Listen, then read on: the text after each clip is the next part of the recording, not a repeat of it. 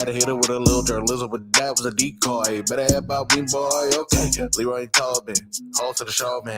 Still till it's all with the show, and till then it's half moon open. Sometimes go taste like a snowman. No proof I'm alive by the motor. No proof. Like I always wanted him, I never hated him, I never traded him, and if I did, I never ever traded him. You know what is a star? Like under the city, the driver's side fly. Wish I could large, so many more. 10 in the more, never a bar. Hey, 10 in the more, 2 to the P. Nothing to you, but it's something to me. Handsome as ever, and cute as can be. You can watch us on YouTube with view for free. Ay, this one time for the Twitch. This one time for the text.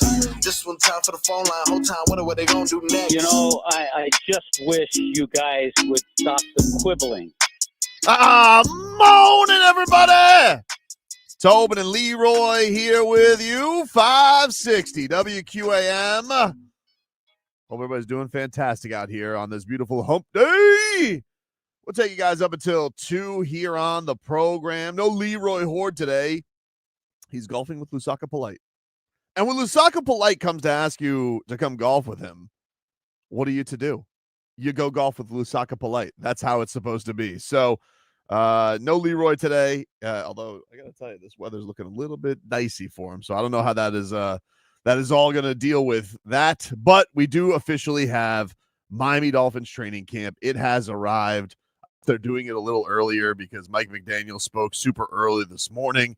He was talking about it having to do with the traffic, which that'll solve all the tardiness issues. Just make it earlier because you want to know what people who are late love? Getting up earlier.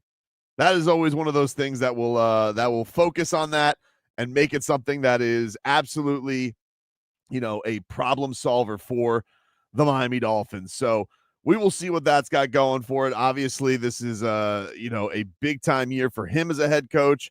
He has a lot of pressure on him. And this is a Dolphins team that really feels like they need to get off to a good start as an organization for his job to be safe, for this era, whatever the hell it is going to be something. And so this does feel like a very important stand for the Miami Dolphins. So let's get to our headlines, brought to you by Doral Volkswagen. Doral Volkswagen, choose from over 300 new Volkswagen models in stock with the Tiguan, the Taos, and the Atlas. Remember, when it comes to Volkswagen, the great deals. All right, Doral Volkswagen. Good morning, Dan Day. How are you today? Everything doing well as you're doing the old back-to-back? Ready to party. Let's rock and roll. Ready to party, man. Are you fired up for Dolphins training camp? I'm as fired up for his Dolphins training camp as can possibly be on a rainy day in the middle of the week, getting ready to see what Tyreek, after what he said yesterday, how motivated and so motivated. 100%. If there's one thing we can all take, it's Tyreek Hill at his word. There's one. Well, I mean, he did say he's never been 100% all in on a season. Right. I mean, imagine what 100% cheetah looks like. Goodness. He can put up 3,000 yards at this point. If he's been this good his entire career, never being 100% focused. 100% focused, Tyreek. I mean, that's got to be he may be the greatest thing that's ever stepped on a football field. I'm looking forward to 2,500 yards at least. Has to be. We're finally forget Cheetah 2K. Cheetah 2K point plus 500. Anyway, so we got that. The news and notes out of Dolphins camp thus far go like this. Darren Waller, who of course everybody was like, oh, Darren Waller is going to play football. He is going to play football, but not yet because he's starting camp on the physically unable to perform list. But Mike McDaniel says standard procedure for a player coming out of retirement. I'm sure it's going to be fine, everybody. What happened last year at this time? Was that Odell? Odell Beckham. It does ring a little like that, but they swear he's in great shape, Dan Day. Oh, okay. They swear he's in great shape. Meanwhile, everybody's favorite, including mine, Liam Eichenberg, he also is starting on the physically unable to perform list. I'm going to have some class and say, we wish Liam Eichenberg well. But apparently this is it's not a short-term injury. Apparently this is going to be something that lasts weeks for Liam Eichenberg, which is obviously going to be interesting because the Dolphins have brought in a guard, Daniel Brunskill, who Mike McDaniel had in San Francisco for a little bit, veteran offensive interior lineman. And so, yeah, they obviously feel like they anticipate they're going to be without Liam Eichenberg for a little bit here, which again, going to remain classy and, wish Liam a recovery and that he gets back to doing his Liam Eichenberg stuff with full health. But that being said, Mike McDaniel did not make it seem like this is going to be something where he's back next week. He mentioned the term weeks for Liam Eichenberg. So the Dolphins already going into this with a little bit of a thinner offensive line, thus why probably so important that they got their rookie signed up. And I guess we'll get notes from the reporters once practice ends today, which I guess is starting earlier. That is the big thing. Now, he said that he wanted that to, try and avoid, traffic, which I got to tell you, the Miami Dolphins are kind of in the sweet spot of avoiding traffic. Miami Gardens is a delight. But the one thing that they kind of have being on that turnpike sweet spot is it's right before the Golden Glades where it gets really bad with the traffic. Now, if you're coming from south, I'm not familiar with that. That's not my trek. Whew. But if you're coming from north, I can tell you, Dan, that's kind of the sweet spot. When you get off right before that stadium, that's right before it gets real bad because you don't got to deal with that Golden Glades. Coming from south, it's very nasty, but I don't know how many of the players live south. Yeah, I don't know how many of the players live south either. I suppose you could kind of boomerang it a little bit if you wanted to, but whatever. He also said that it had to do with the weather, and there was lightning right over there as I was heading my way down here. So the weather, obviously, very predictable down here, and the camp is here though. We're all fired up for it. Football is here. Anytime you get this going, it is exciting, and that is one good thing about Leroy Hoard not being here today. Even if there's really rain, he's not going to rain on our training camp parade today. The final piece of business for the Miami Dolphins is safety Ifeatu Melifonwu, who is a new safety from Detroit, who they got before they got Minkah Fitzpatrick. And we'll hear a little bit from Mike McDaniel on the whole Minkah Fitzpatrick acquisition. Ifeatu Melifonwu is on the non-football injury list, but Mike McDaniel said it is precautionary, that this is not something that he is concerned about. So that's what we got for that. In sports that actually had results, the Miami Marlins, they topped the San Diego Padres yesterday 4-3. Got a little dicey there in the ninth inning. Ronnie Enriquez, he created a mess, but you got to give him credit. He got out of it. Got out of it with some pop-ups and a nasty strikeout, but I was sweating that one, Dan Day. Oh, no, all positive. Kyle Stowers doubled, got an RBI. Edward Cabrera looked good. Whatever that means for the Marlins, we'll wait and see. Yeah, I really don't. It is an interesting conundrum that they're in here with Edward Cabrera, because I don't know if I can go my entire fandom trusting that Edward Cabrera is now a good pitcher. No. I don't know if I get, but he has been good. I can't mean, act like it's anything but what it's been. He's been amazing this season. The better he pitches this year, the better it is for the Marlins no matter what, because if he stays on the team, then it means you got yourself a good pitcher. If he raises his stock and you get more for him, then it means you got more for him. So it's a win-win. If you would have gone into this year and you would have said, hey, who's going to get you a bigger haul, Sandy Alcantara, who's starting today, or Edward Cabrera, I would have been like, are they like throwing Sandy in there to get off of Edward Cabrera just to not have him on the team? Like, I never would have thought in a million years Edward Cabrera, who's basically for his start of his career, has been the version of Wild Thing Vaughn for the Miami Marlins. Like, no control, throws a gazillion miles an hour, but he has put it together this year in a beautiful, beautiful way. And he'll inevitably probably be a Padre by the time we leave here today. Oh no. What if you told me at the beginning of the season, your two best pitchers, Sandy Alcantara and Max Meyer, will be your worst pitchers? Yep. And your best pitchers will be Edward Cabrera, Yuri Perez, Cal Quantrill, and then we'll throw in a guy named Jansen Junk. Yep. I would have never thought that. I'd be like, well, we're going to be terrible. Okay. This is not going to go well for us. We would have thought, no, I would have never thought that, Dan Day. Never in a million years. But Edward Cabrera yesterday, 5 2/3 innings, gives up a run, 6 strikeouts, and sets up the Fish for a win. Javier Sanoja with a big RBI triple to add some insurance for the Fish. They needed it because the Padres got a couple there. So rubber matches today. They will get going today at 12:10. So maybe we'll get our Hard Rock bet in today before first pitch. I don't believe we hit last night on the WNBA parlay suggested by Vlad. I'm not blaming anybody, but Vlad totally led me into the WNBA parlay, which I'm not. I'm going to take accountability. It's my account. I bet it, but I did see that. I don't think we hit that. And I was out like the first game too. I don't think we had a couple bets on the Sky Lynx game, and I don't think either one of those bets hit. I don't think either. I don't. Now, it was third quarter, but it was – here's the thing. I didn't even check. I'll check right now. But Dan, when I checked it, the Lynx were already up like 25 points when I checked it. So I don't know if we hit that. There's nothing more anticlimactic than losing the first leg of a parlay and the rest of it doesn't matter. Yeah, it doesn't matter. At least you give me some entertainment if like I hit the first two and I'm waiting on the third or something like that. You're like, all right, I have hope. But when you have zero hope, you're just like, oh. I'm looking at it now. So Angel Reese did get her double-double. She squeaked that one out. Right. Nafisa Collier had 19. I feel like her over-under was like 23.5. And that was actually the one that scared me the most because I was like, oh, Angel Reese will get her double-double. But Collier's like, they were up 23 when I looked. I'm like, she's probably not going to have to play. Like, this game's over. And she finished with 19. So that's okay. Doesn't mean I'm going to write off the WNBA. I just am maybe going to go back to baseball for today. Wait till Caitlin Clark gets back. Right. That's where I'm going to go for that one. So that is your headlines. We'll take a break. We'll get into some more Miami Dolphins as Mike McDaniel spoke this morning and touched on a bevy of topics. Back after this. Got what you.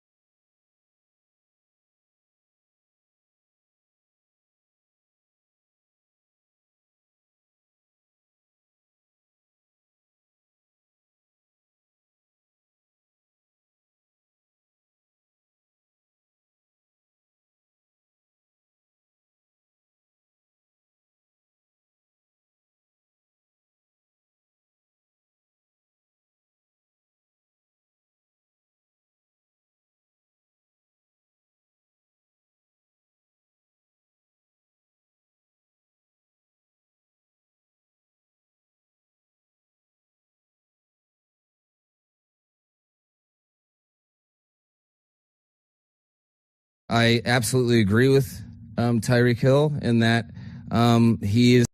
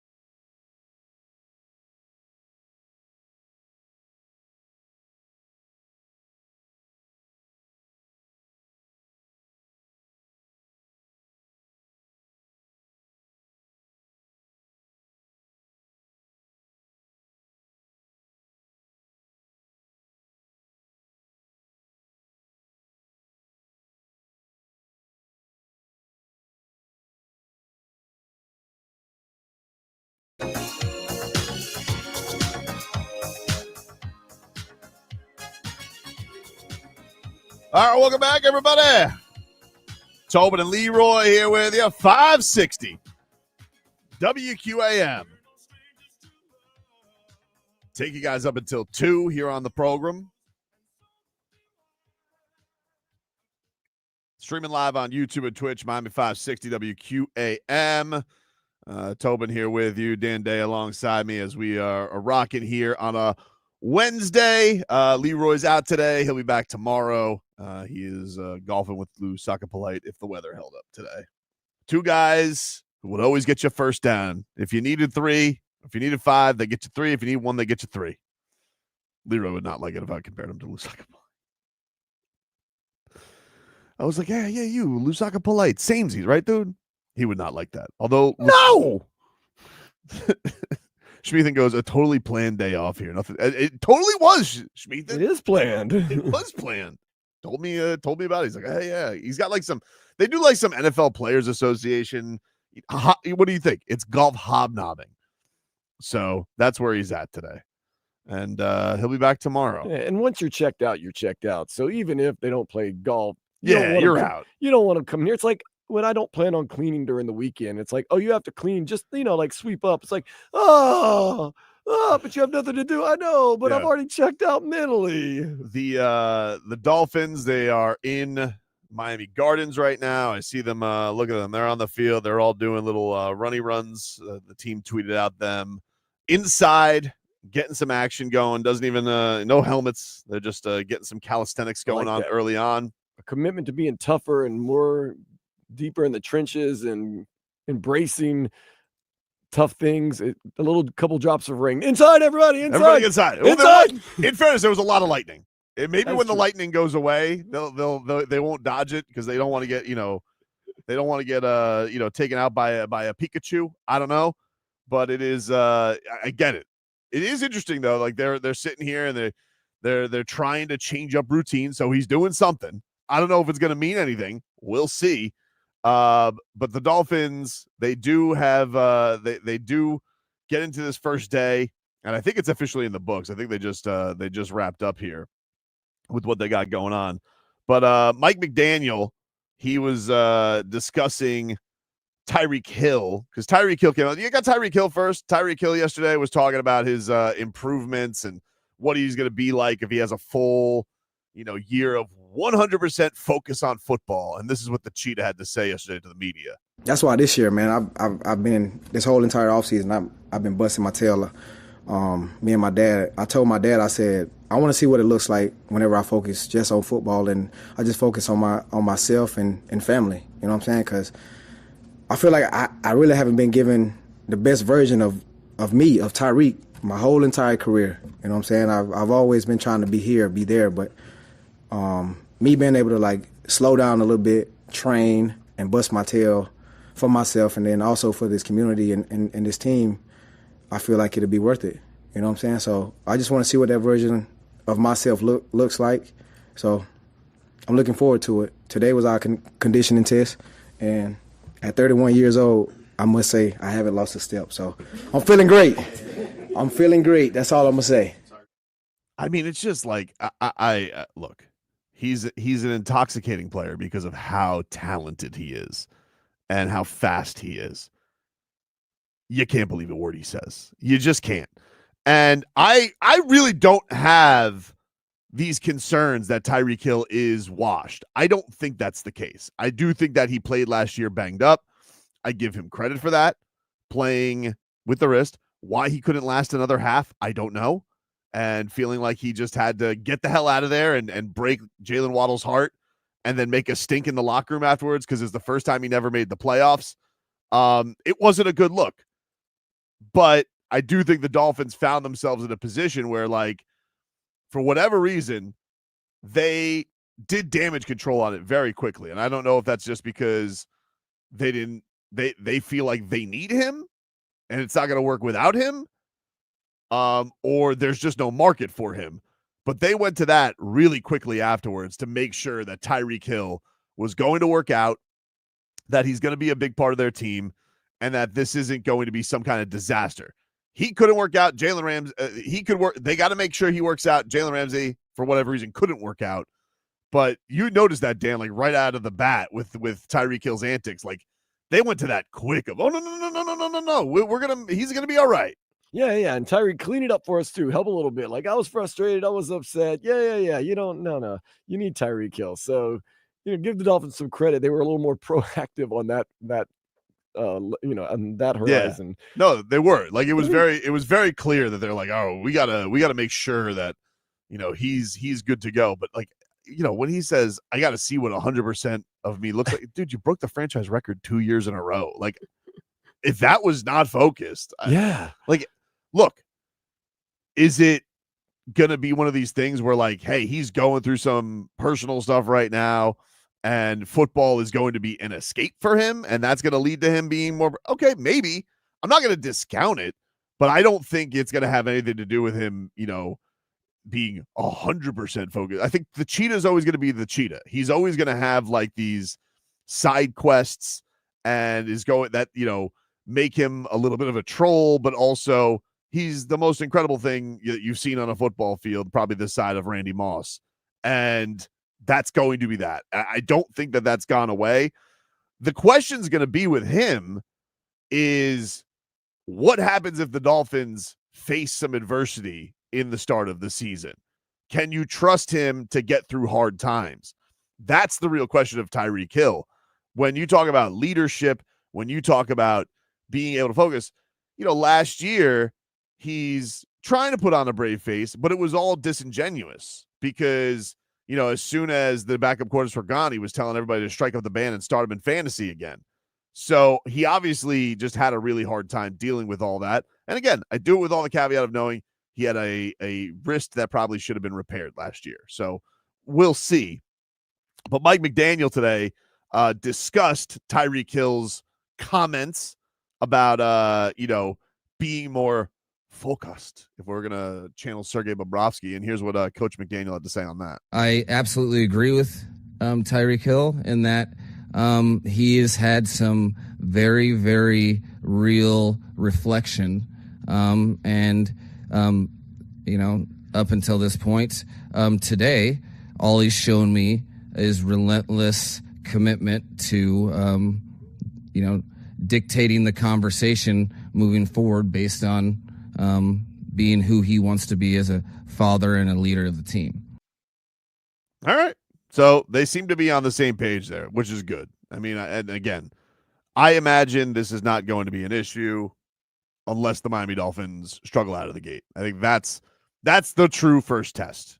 If things go off, if things get off to a great start for him and a great start for this team, and they are able to get through these first divisional games, even if it's 2-2, I think that things are going to be okay. But I can't think of a team right now that's in more need of a start that's of quality than the Miami Dolphins, because the fan base is pissed, the patience is thin, and there's a lot of question marks, and they need to come out of this thing right out of the gate and ball out, Tyreek Hill included. But it has, I don't think it has any one of focus or whatnot. Now, Tyreek Hill also mentioned yesterday that he thinks Mike McDaniel has matured, which is hilarious, I think, coming from Tyreek Hill. But he's noticed it too, that he is matured, that he has seen a different Mike McDaniel. And this was what Mike had to say on Tyreek Hill's claims about improving as a coach. I can't expect players to develop. For me, I don't see a world where I can reliably expect people to develop if I'm not developing myself. So I don't results don't, regardless winning season, losing season, my expectation is that the team is getting a better version of myself, and I demand a steady evolution for everybody involved, including the fan base and you sweet reporters. Is he telling the fan base they got to improve? I was confused there at the end. I'll give the fan base a lot of credit for sticking with the Dolphins after 25 years of not winning a playoff game. So I'm very confused. And by then the end why of does he want reporters to improve? Huh. I think he gets caught up in the air sometimes. He really does. Like, you want to know what would have been an improvement for the offseason? And I don't know where he's supposed to do this. Maybe in his car on his way with no traffic to the Dolphins. He should learn to be more concise with his words. Because, like, he goes off into these, he really does take the scenic route sometimes, Dan, and I'm just like, huh? What does that mean? I want to see improvement from everybody. Can he play that again? I want to try and break this down with him, because I'm really like, what? I can't expect players to develop.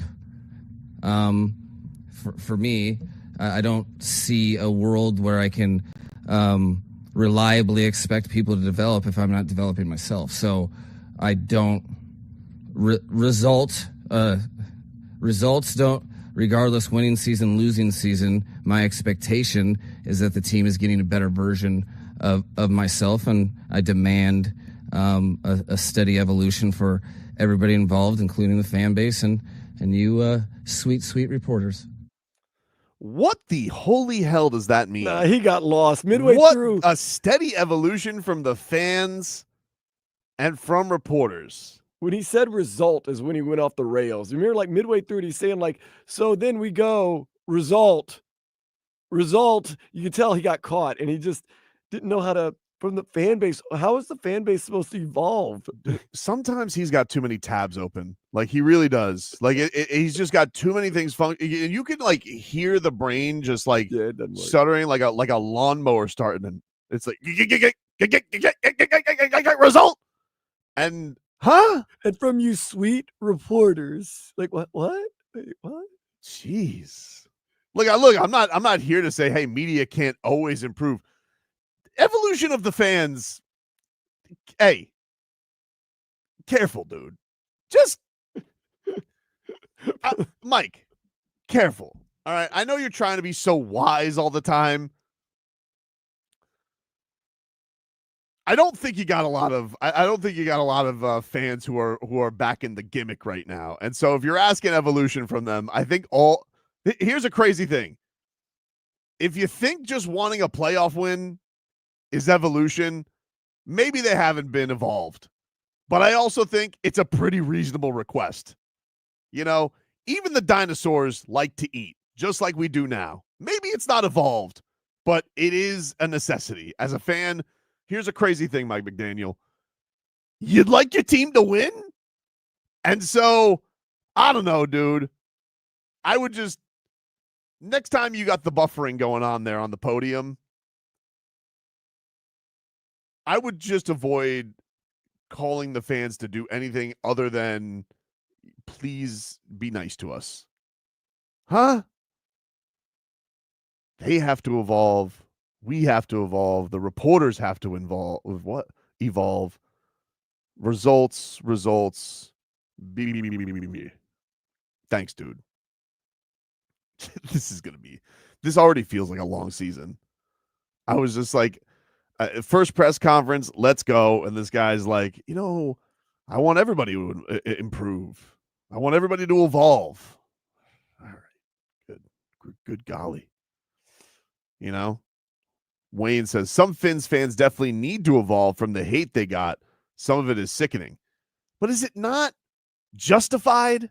Like, I get it. Some people are negative bastards no matter what. Okay. I will concede that, Wayne. But I also think there are also plenty of fans who are justifiably pissed. And calling on evolution from them, all right, we'll see. I don't know if that's the best tactic to take if I'm the head coach of the Miami Dolphins. I would avoid that. That's just me. But I think most people are really trying. People were really excited about this a couple of years ago. I think rightfully so. Trust me, they've adapted and evolved to the ticket prices going up. Sure. Everything being up. 900 packages that you have to get. But listen, keep evolving. Don't be satisfied with just being a tadpole. Mike McDaniel wants you to grow legs. Sheesh. Take a break. Back with more after this.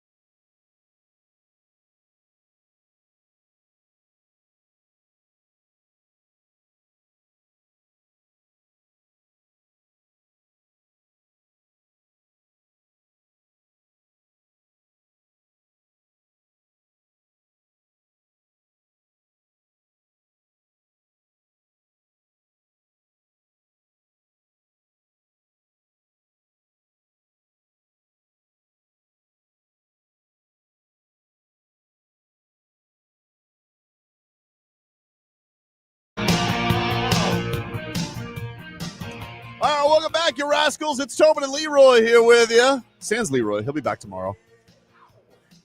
We're live on YouTube and Twitch, the channel, Miami 560 WQAM. Got a couple of fun giveaways to tell you about, especially for the country music fans out there. How'd you guys like to see Zach Brown Band at the Sphere in Las Vegas this December? It's easy to enter. All you got to do, you log on to the Odyssey app, and you listen to WQM for 1 hour. That is your entry for the day. You listen to us for 1 hour. You're doing it anyway, but if you're a Zach Brown Band fan, if you're a Zach Brown Band fan, and you want to go see him at the Sphere in Las Vegas, and you want the trip paid for, you want airfare paid for, you want to stay at the Venetian, well, got the easiest way for you to do it. Just keep doing what you're doing, which is log on to the Odyssey app, listen to us for an hour. You got to, sign in and log into your account there for the Odyssey app, and then you're entered into that contest, and you guys can get 2 tickets to see Zach Brown and a 2-night stay at the Venetian Resort in Las Vegas, which is directly connected to the Sphere. All you got to do, log on to that Odyssey app now. It's a national contest. For more info, go to odyssey.com/Zach. That's Z-A-C.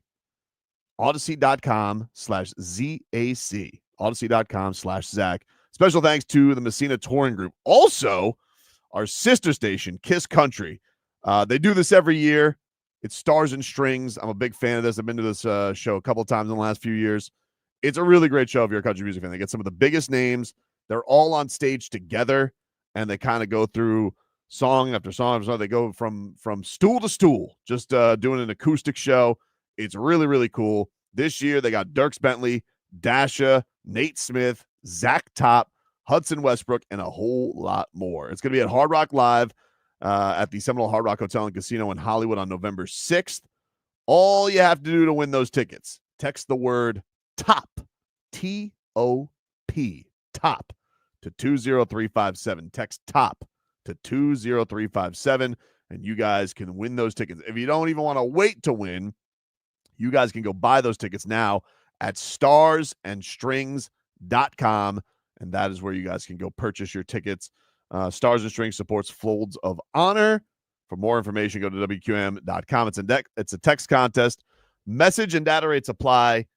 Do not text and drive. The first practice is in the books in Miami Gardens, according to reporters there. This is from Barry Jackson of the Miami Herald. Actually, this is from Barry Jackson, Omar Kelly, and Isaiah Smalls, so the great team over there of reporters at the Miami Herald, that the Dolphins today started their practice indoors and then moved it outdoors once the Lightning got out of there. So they got a little bit of both, Dan Day. Maybe got a little soggy footballs going. So they got to go right there. So they're ready for week 1 against the Colts on the indoors, and they're ready for week 2 or whenever else they're going to be playing against New England and some of the other teams outdoors. Getting to practice with the elements right now. They did a little of that in the mini camp as well. The big news that people are probably watching for in this one, according to them, the Zach Sieler participated in both individual and team drills. Now, he is seeking a contract. That is good news from Zach Sieler. We'll see once they up the contact if that keeps up, or if Zach Sieler's gonna, if he's gonna hold back a little bit. But this is one thing I say about Zach Sieler. Man, this is a man's man. He wears a cowboy hat. He lived in an RV. I could see Zach Sieler being a guy like, contract's a contract, and I'm gonna show up. Now I'm gonna do it disgruntled. And I'm going to show up. I'm going to be disgruntled about it. I got to be happy about it. I don't got to be happy about it, but I'm going to tell you right now, Zach Sieler's man of his word. And a man's word is as strong as oak. And if I shake your hand, I'm Zach Sieler. I do 2 things. I'm all quarterbacks. I live up to my word. Even if Drew Rosenhaus doesn't want me to. If Drew's like, he's like, Zach, come on, don't live up to your word. No, I'm Zach Sieler. I live up to my word, my man. I said, Drew, listen to this. Listen here. Listen here, Drew. I know we got ourselves a contract standoff here, but let me tell you something. I know something about standoffs. So I've stared down a bear in the woods, and that bear looked at me and he says, I know you're a man and I'm a bear. We're going to see who comes out of this thing on top. And I know that we have a contract in nature. Who's going to be top the food chain here? And a lot of that is just Zach Sieler. Now, could something terrible happen to me in practice? Of course. One time I had my eye broken by an unnamed teammate that totally wasn't Zach Sieler. But I'm just going to let you know right now, I don't hold out. He's going to miss the next practices. Yeah, he's going to totally miss the next practice. I feel like Christian Wilkins did the exact same thing. I think Christian Wilkins showed up, did the first day, and then was like, all right, that's enough for me. Because you're not going to do anything the first day. So it may totally just be a show for the first time where he's like, all right, I'm here. And then tomorrow's like, even men get injuries. They get soft tissue injuries, You gotta heal, right? Because you know what's being a man? Healing. You gotta heal your heart. Gotta know when to hold him, know when to fold him. Sounds nothing like Zach Sieler, by the way. He doesn't sound like a Western cow, but he's been dressing. I have noticed him getting more cowboy the more time that he has been here, which is understandable because he's a menacing menace, and I would pay him whatever the hell he wants because he's the best. But I get it right now. The Dolphins are in this position where, this is not a team that's getting the most investment on it. Just to me, I don't want to hear anything about flaws. There's no flaws this guy has as a player. You cannot have the most sacks from a position and tell me that there's flaws as a player. That's stupid. You can't. And he's just been a great development since he's been here with the Dolphins. And then everybody was like, yeah, maybe it's a cause of he's playing with Christian Wilkins. Okay, we're going to stick him next to a 40-year-old. Now, a guy who's probably going to the Hall of Fame, granted, in Calais Campbell, and another guy who is beloved. I love Calais Campbell. It's sad that he's now with the Cardinals, but he doesn't have a flaw. Plays all the time, plays a ton of snaps, disrupts the quarterback, stops the run, bats down passes, even interception. He has no flaws. The only thing now they're coming up with is he's 30. Huh? Oh, I'm sorry. All of a sudden, we're concerned about age on this team. Everybody was getting contracts left and right. We had Teron Armstead holding on here with duct tape, and I didn't hear word one about age or question marks. They're just like, sign his ass up. We need him. Now, when he was healthy, he was very good for the Miami Dolphins. But I don't understand. You have a guy in Zach Sieler who's done everything right. The only thing that he's done wrong is he didn't get signed up before the other guys got their big contracts. And I understand that his contract came because Wilkins didn't. So they were like, you know what? Let's just sign Zach Sieler. Kind of the same production. And to be fair to the Dolphins, that seemed to be a pretty sound move because if you look at the situations right now, Zach Sieler outperformed his deal. They gave him a little sweetener from where he was. He got out of the RV. And Christian Wilkins, he's dealing with a foot injury. I don't know when the hell he's going to be back, Dan. So that one actually seems like the Dolphins right now are looking pretty on making the right choice there, even though I really like Christian Wilkins. Yeah, but for right now, the numbers are the numbers. The numbers are the numbers. And you can't say, well, if he were healthy, you would see well, no, he's not. You can't say if he were healthy. You have to say, what were the numbers for Sieler last year and what were the numbers for Wilkins last year? That's all you can say. And the crazy thing is, like, even on these lists that came out, Christian Wilkins was like, yeah, people are still picking Christian Wilkins over Zach Sieler. And I know that Christian Wilkins has the pedigree, and I love Christian Wilkins. Like, I mean, another guy I had nothing but glowing things, wanted him to get his dough too. But can the Dolphins afford to make that mistake twice? I don't know. Now, maybe they're just at this position, Dan, where it's like, hey, this year is a make or break. We're not going to invest anything because if this year sucks, Zach Sieler's long-term future is probably not with the Miami Dolphins. He's probably going to go somewhere else. Maybe it's just bad timing from him, and that's where we're at. And they're taking advantage of Zach Sieler being a man and showing up and living up to his word. My thing about Zach Sieler is if he shows out this year, do we keep coming with the excuses of, oh, it's Christian Wilkins that helped? Oh, it's Calais Campbell. Oh, well, you put him with a first-round draft pick. Next they'll put me next to him. Well, I mean, Dan did outplay his league minimum contract, so it helped Zach Sieler. Like, come on, man. It was the element of surprise. We didn't think throwing Dan Day on the defensive line. Like the defenses didn't know what the offensive line didn't know what to do.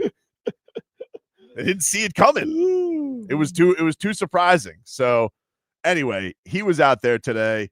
Let's see. This is guard James Daniels, back from his week 4 Achilles last season, participated in parts of team drills before leaving to do conditioning work. Daniels has been playing with a brace on his left knee. He looks very fluid and moves well. Getting to the second level, he was called for a false start early in team drills. This is from the Miami Herald. So that's good news. I mean, that to me was like because the one thing I was worried about right off the bat was, all right, James Daniels is coming off an Achilles. We're going to get like the report first day that, oh, yeah, he's working his way back. Now, the Dolphins do have joint practices coming up. Will he be in the joint practices? I don't know. Again, the Dolphins are slow rolling this right now. It is a lot of in shorts, first team, working their way into it. But that is good news because I was thinking right off the bat that he was going to be like off to the side, not doing anything.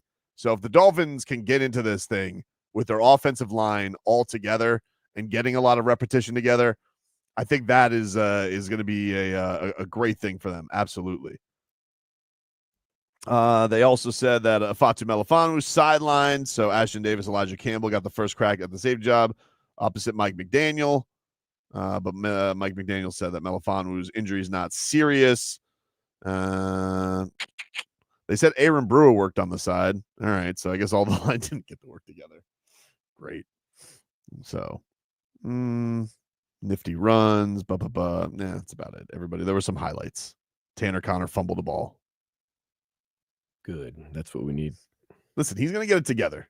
I know he's been a camp. He is going to get it together for game 3 of the preseason like he did last year, and he's going to look fantastic. Right. He's going to have it all come together for him. It's going to work out. It's going to work out. You know, the Dolphins, yes, are they going at this tight end position with 2 undrafted guys and a guy who hasn't played football in 2 years? Yes. Yes, they are. Pharaoh Brown, though. Pharaoh Brown was actually pretty decent with Seattle. That's true. They did bring in Pharaoh Brown. So maybe that'll work out for them. But that's the secret. Maybe that's the secret ingredient. But look, that one to me, I kind of got. I was like, all right, Jonnu Smith had an awesome year last year, but okay, you invested a lot of money in 2 top targets. I do get it. I can understand. I can't understand if they don't pay Zach Sieler. I can't. That one's crazy. You don't have another defensive lineman. You literally had to draft another starter to fix your defensive line because you're so thin on the defensive line. So messing around with that, I just think is a dangerous game for the Miami Dolphins. You need to be very, very careful when it comes to that and what their plan is. The Jonnu Smith thing, I wanted to pay Jonnu Smith. I would love every player to get paid. You know, for me, I don't care. But I know it is a salary cap sport. It's not how it gets to where you do have to make some decisions. I just think that you have a little bit more leeway with the Dolphins because they do at least have with Julian Hill, even though he is a rhinoceros on the field and you can't trust him to hold on to the football. And I lose money on him every week betting anytime touchdown. I at least understand, okay, he's going to get snaps and hopefully he can stop, putting people in rear naked chokes and getting penalties because, he loves the penalties. It did improve. He's still a younger player. I still think there's something there with him. The numbers behind the numbers on his blocking are actually really good. Yeah. Which I don't understand. It just is. It's when he does things against the rules and holding on to the football. Because every time he looks like he's going to get into that end zone, trust me, I have a bet on him and that football is going to, he coughs it up. It's tough. It's a tough thing. The thing is, he's actually a good blocker, but when he does hold or when he does get a penalty called, it's just egregious. Man. Oh yeah, there's no mistaking it. They're like you had nearly his arm tied behind his back. You took his pads off. It's like sorry. So but those things are like there is still a younger element to that. Like I still believe there can be something there. There's a foundation. At least the one thing I know about Julian Hill, even though he is not a rule follower all the time and the refs have to flag him. We talk all the time about this team not being physical, not being tenacious. I don't have that problem with him. He's almost too physical. So I feel like that's a good thing. If you have that dog in you, but you need to hone it down from Great Dane to Doberman, I think that there's something there. It's easier than making a Chihuahua go up to a bulldog. Right. It's easier to be too strong for your own good than too weak for your own good. Yes. So I really still think there's something there. I may be alone. I may be alone, but I'm a Julian Hill believer. This is gonna Just really not on blow- touchdowns. No, not on. Well, anytime yeah. touchdowns. I mean, I'm going to lose at least $170 more probably this year, probably. But whew, when I hit that first 10 to 200 bet, man, that's going to be a good feeling if it ever happens. I think this is the last year, though, Dan. Like, if I go another season and he doesn't hit it, you'll probably be living out of a hotel if you keep doing that, bro. my son's sitting here goes, "Why didn't I go to college?" Well, son, there was this guy. He played with hooves as hands, and it didn't go well for Dad. He kept believing that Julian Hill was going to put it all together. Man, take a break. Our Tua is next. Midday Sports and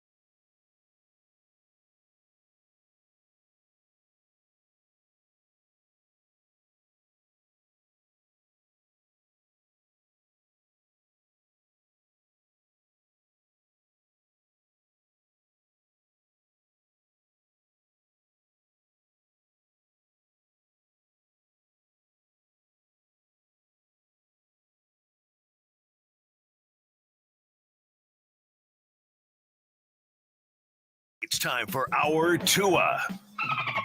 It's our Tua. It's our Tua.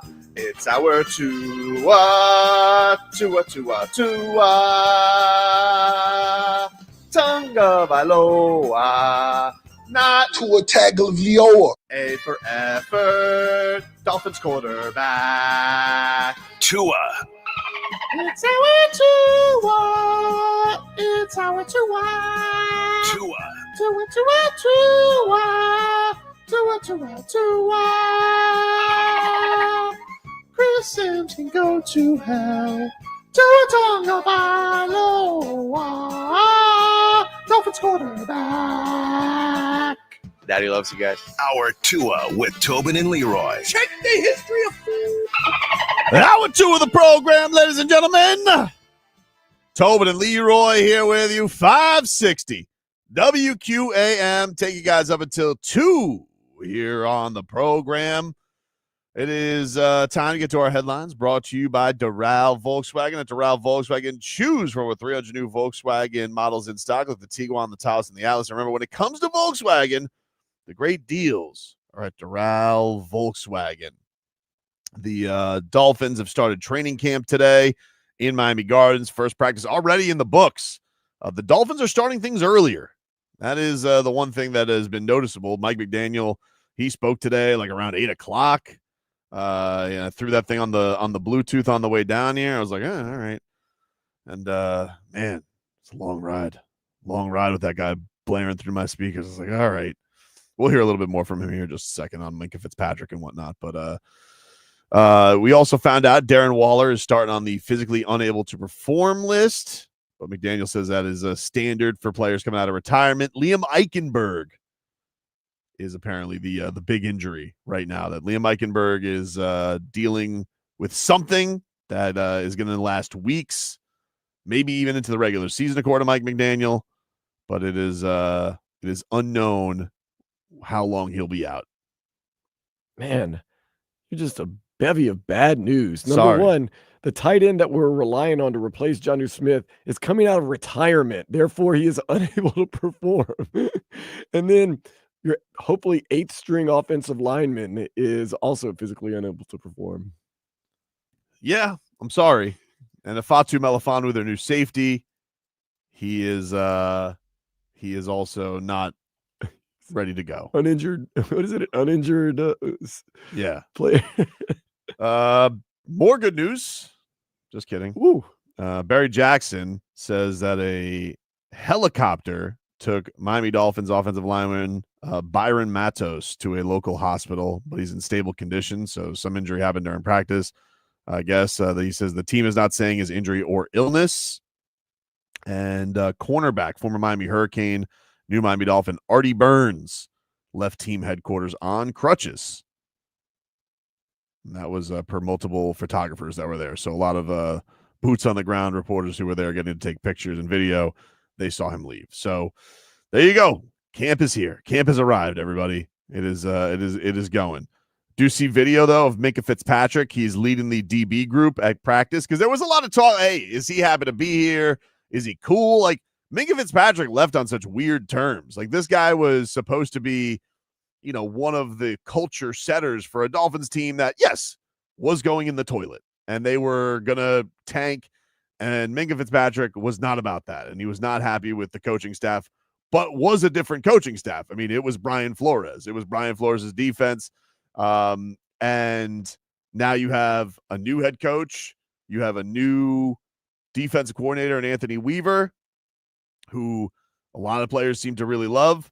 And even I was just listening to Tua during the break. Tua was talking about, like, I can't really even put into words why you want to follow Minkah Fitzpatrick. There's just something about him. Like, you just want to follow Minkah Fitzpatrick. So you do hope, like, when the Dolphins talk about who are going to be these culture setters and all that stuff, look, nobody really wants to hear that right now. Just go out and win football games. You guys tried all this stuff last year. It didn't work out. But Minkah Fitzpatrick, this is a guy with credentials. And I think that while a lot of Dolphin fans had no good feelings about him because of the way he left, you can't deny how good the guy has been. He's been tremendous. He's an all-pro. Is there still anything left? I think so. It doesn't seem like, why would a guy at that age all of a sudden he's just cooked? There seemed to be a bit of a role that he wasn't able to gauge last year that he didn't love with Pittsburgh. So hopefully the Dolphins put him in a zone where he plays more comfortably and gets back a little bit more to where he was. But Mike McDaniel, we'll hear a little bit on this whole trade, because he was asked about the idea, okay, what does it mean to lose Ramsey? And what does it mean to gain Minkah Fitzpatrick? So here's what Mike McDaniel had to talk about the Pittsburgh Dolphins trade for the first time. Adding Minkah and deleting Jalen impact what you Trying to go headline on me, huh? No. Let's go. Let's go. How does it impact what you have in the secondary? I'm not giving you anything. So here's the thing with human beings. Each and every one, like fingerprints, are unique. So you change any sort of combination, and it's going to be different. I think Jalen Ramsey is a Steeler. I like to talk about Dolphins. Minkah Fitzpatrick's a Dolphin. I'm super pumped about his specific skill set and what motivates him and how he can affect his teammates. Everything, right, wrong, or indifferent, is pretty consistent with me. My devotion to do the best thing for the team will never change. We are trying to win football games, and each and every day we are trying to earn the right to be in that win column. And we have a lot of lunch pail, day by day, hour by hour, meeting by meeting, practice by practice, to have our say in the results. But until then, we are busy at work.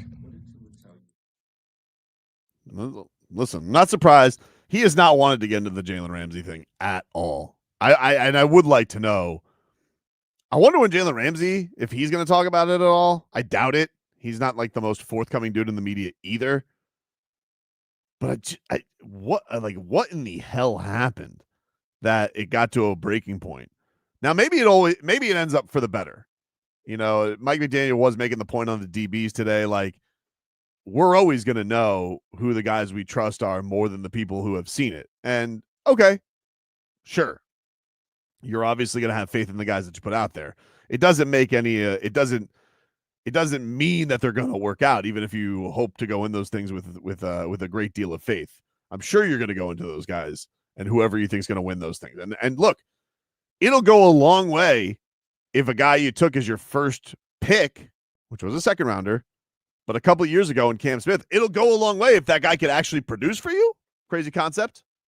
Like if he comes out there, Dan, and he's able to be like, I don't know, the talented player that you had hoped him to be, and not starter, a guy who's starter. Just what you expect from a second rounder. I mean, are we not all thinking Jonah Savaianai is not going to be? You put him right in there as a starter Day one. I would think year 3 of taking a second year. I mean, Xavier Howard was a second round pick. I would think year 3, you'd think to yourself, yeah, hopefully this guy. Now, some guys you just blow the pick, and it happens. Look at Noah Igbenogany. Like, it just didn't work out, especially now. It got maybe better, and he needed more time because he was very, very young. But I just hope that if he is able to start and they can trust him, which I don't know if the coach will, but if he is, like, it would go a long way because you'd be like, all right, that's not as many holes to fill here. But it certainly stands out to everybody that, man, all right, we have to go about this with this type of mentality on it. But now Minkah Fitzpatrick is here. Videos of him at practice. I don't know if he's going to speak to the media today. He was, I guess, scheduled to do it yesterday and didn't. But we'll keep posted if he has. Tua has spoken to the media. We'll bring you some Tua coming on here a little bit later. But this was what Mike McDaniel had to say about Minkah Fitzpatrick and him wanting to be here. Here's what McDaniel had to say on his new safety. As you enter into negotiations of any sort of trade, you try to identify first and foremost that the player receiving wants to play football for you. So whatever that means, we are excited. I'm elated to add Minkah to the team because it's an opportunity to have a player that I've been coaching off of and plays the position the way that we here want to play the position, that he gets to actually play the position. It's a real good fit based on his skill set, both in athletically and what he's able to do with his transitions in the open field, and then elite ball skills, which they certainly need. Last year, those safeties gave you nothing. 0.0. They injured more Dolphins than made actual plays of impact. Jordan Poyer, more focused probably on doing ayahuasca with Aaron Rodgers. I remember watching him this year. You want to know how annoying Jordan Poyer is? All right. Forget the fact that we all thought that he was a mole with the Buffalo Bills and that he injured Jalen Phillips after Jalen Phillips beat science. But then, like, this guy goes on NFL Network and he has a bunch of jerseys behind him, but then is like, he has this shirt that's just hanging there and he goes, "Oh, that thing? That's my official shirt from going on an ayahuasca retreat with Aaron Rodgers." And I'm like, that's with your jersey collection? Getting high as a kite in the rainforest and covering yourself in creek mud? Like, look, no judgment. Go do what you want to do. But, like, I'm sorry. You going on a spirit quest and having that up on the wall of fame is a little crazy to me, Dan. It's a little nuts. Yeah. That's who you had playing safety last year. Plus, he might have been cooked. Yeah, didn't after the season, he even kind of said, not that he regretted playing with the Dolphins, but kind of like, I don't know if that was really the best idea for me to play with the Dolphins. Like, oh, that's what we needed. Yeah, he was basically like, you heard from him, and I believe Mrs. Poyer was active on Twitter saying that it was a culture and that everything kind of unraveled and that if not everybody's pulling the same, all the stuff that we've heard. It's not like we needed a newsflash. The Dolphins had a culture problem. Yeah. He also stunk. Yeah, he also stunk. His highlight of the season was when his soft cast got caught in someone else's face mask, and he got called for a 15-yard face mask, and he kind of tried to argue that it wasn't a face mask, right? But his hand was still stuck to the guy's face mask. It's like he literally got caught with the hand in the cookie jar, just like they had to take the helmet off, and then what? Javon Holland had the first play of the year, the punch out in the end zone, and then that was it from the safety position. That was it. And literally 0 interceptions. Crazy. In 17 games. So now you got like the guy who has been probably like most notorious in this league as a safety of making plays on the football. And I think is, really about the leadership. Now, I guess the one thing that would give you a pause on it is, look, if we're going to talk organizations, the Steelers typically nail getting out on a guy early. They're usually right about that. The Dolphins have been bit on the ass with that before with Mike Wallace. But maybe this was just a clash of styles, and it just wasn't working out for him. And you're hopeful that just at 28 years old, he's still got a lot of good football left. Here's the last piece from Mike McDaniel on Minkah, and this was him saying, about his leadership and, tries to put to bed any concerns about Minkah wanting to be a Miami Dolphin. And then leadership, it was something that, National Football League's hard, especially when you're a guy like Minkah that puts everything into it. And so, there's a lot of things that go on when you're all in with a team and then your team changes. That being said, you're a football first guy that wants to be around teammates that care about football, and you're driven to win and write your own story. I was very confident this would be a place that he would fit right in.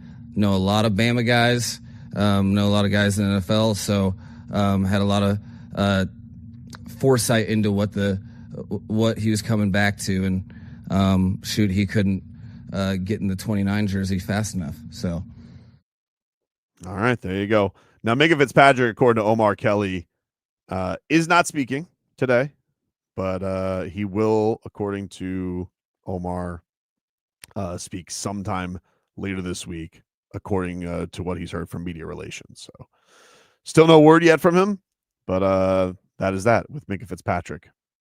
he's going to be good to go as we saw some videos of him getting going. Marlins will be back at it today, by the way. 12-10 is your first pitch there. Sandy is on the hill. If the Fish can take 2 out of 3 here, get to like, what are they? They do 5 under, and then you're going into Milwaukee. That'd be you come out of the break, you win both series, one against a very good Padres team, and the Marlins I know that the Brewers are killing it right now, but Marlins are really good on the road. Really good on the road. And this is a critical one today. And also not just because of that, I'm trying to put the Sandy trade talks out of my mind right now because I just want to see, like, can this guy get right? Can this guy get back to who he was a little bit? I don't want Sandy to get traded. I think that Sandy, if this team's going to go anywhere, like they're going to need him. And I also think that there's value in having him with Yuri Perez. I think that's his mentor. That's his guy. So I'm rooting for that today. Going to be keeping an eye on that as well with Sandy Alcantara. We'll take a break. Back after this.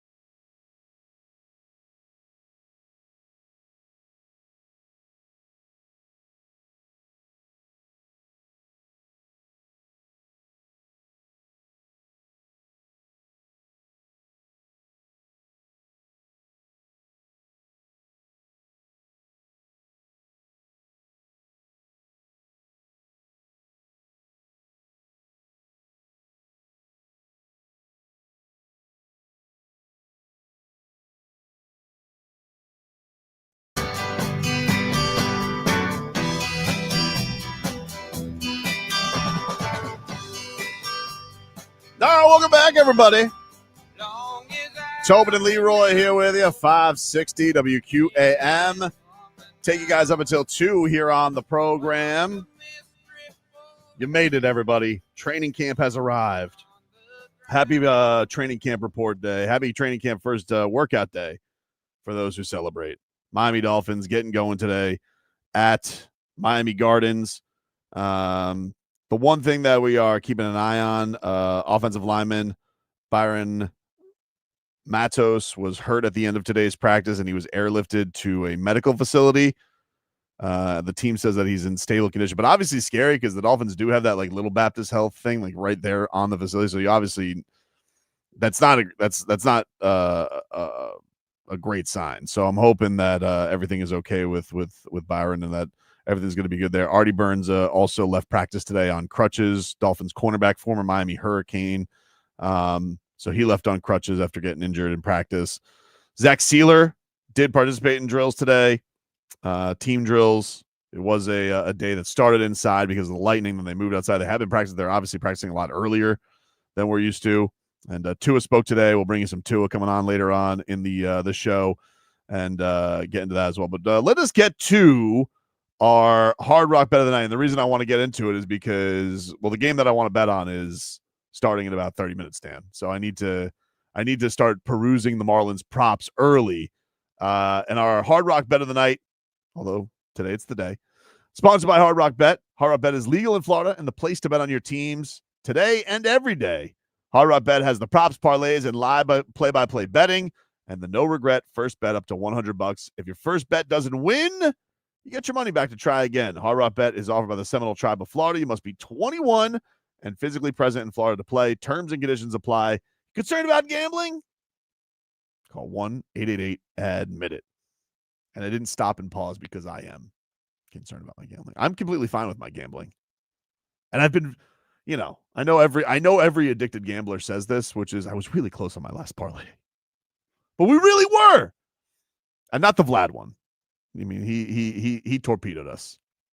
I don't even know if anybody else covered, to be honest with you, because I didn't look. We lost on the first game. So I don't even know if Becker's covered last night. I should probably check before I'm hosing down Vlad, because maybe he was close too. Becker's yesterday. Nope, she didn't cover either. Good, nice. She didn't cover either. She was like 60.5. She had a double-double.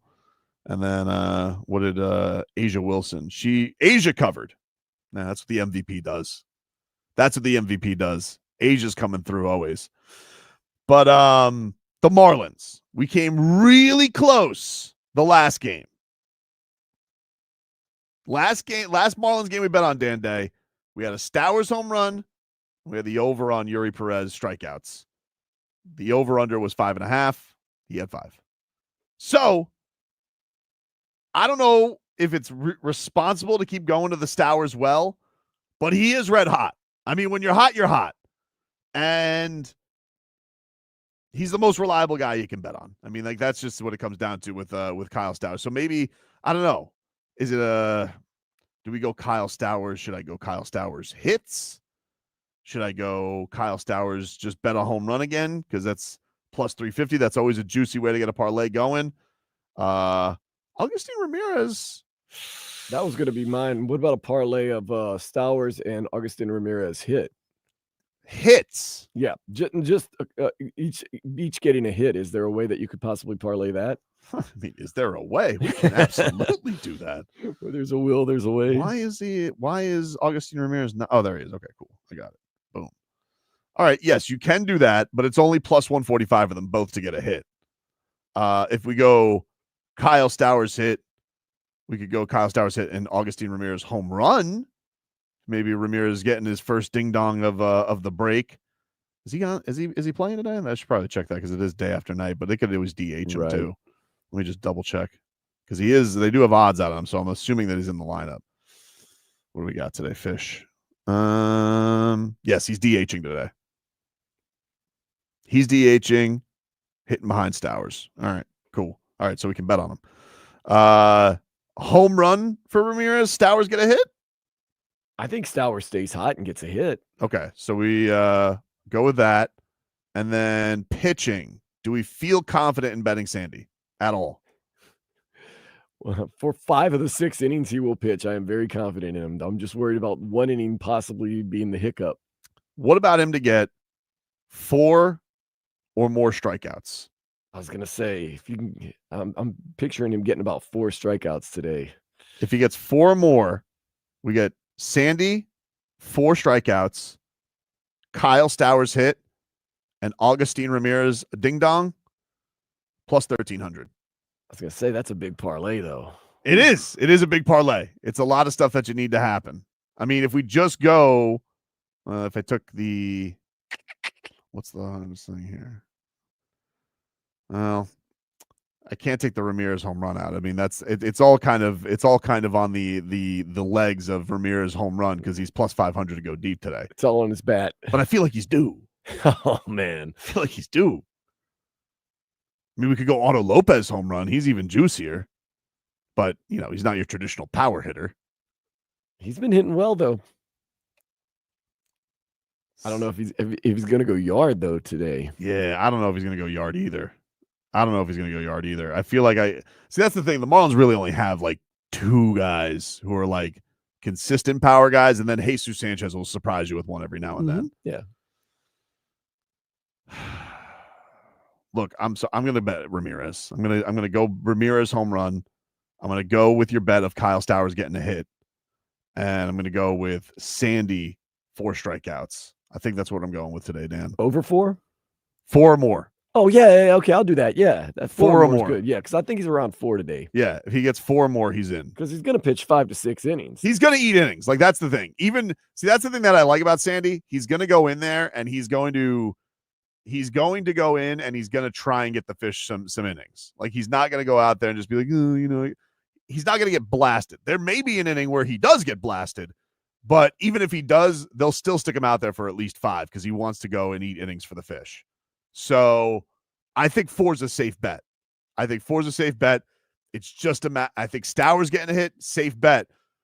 Now we just need to juice up that, but then we're basically turning in the Ramirez odds that are plus 500 for a home run into plus 1,300. And he's DHing today. He's not catching, so it's all the focus is on the hitting for Ramirez. And he did hit a midday home run against the Orioles earlier this year, so he does have a history of swinging the lumber early in the day. You're speaking sweet nothings to me. I'm liking this more and more. Plus, also, I just want us to have action on the game that's going on over here. What's the fun in that? You want me to go pick a game that's playing tonight? No way.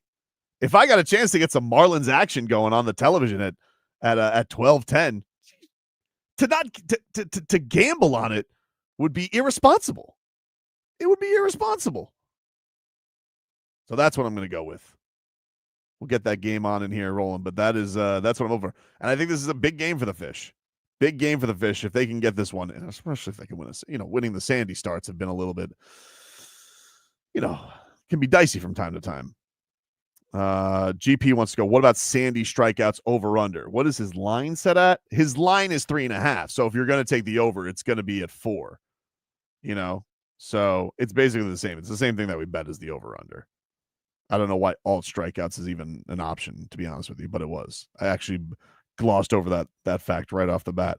If you wanted to get real cute and you wanted to go 5 or more, well, I mean, if you wanted to get something crazy like that, that would be plus 1,700. But I think I'm going to stick. I am with Dan. I like the idea of just taking the plus 4. I think that's the prudent way to go for me. I think it's a nice 1,300. I'm happy with it. Let's go. Croquette the King, he says he's in. Let's all hop in this together and be Marlins degenerates, okay? We'll take a break, mix things up on the other side.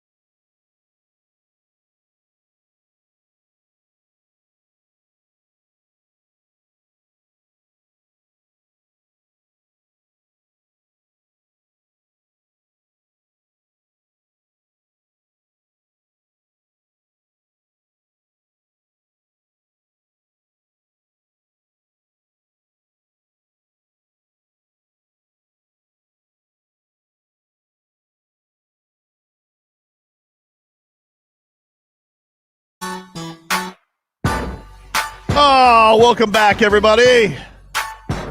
It is time to get to the mixed bag here. But before that, I want to tell you one more time, Stars and Strings is coming to Hard Rock Live on November 6th. Our sister station, Kiss Country. Shout out to TC and Dina B.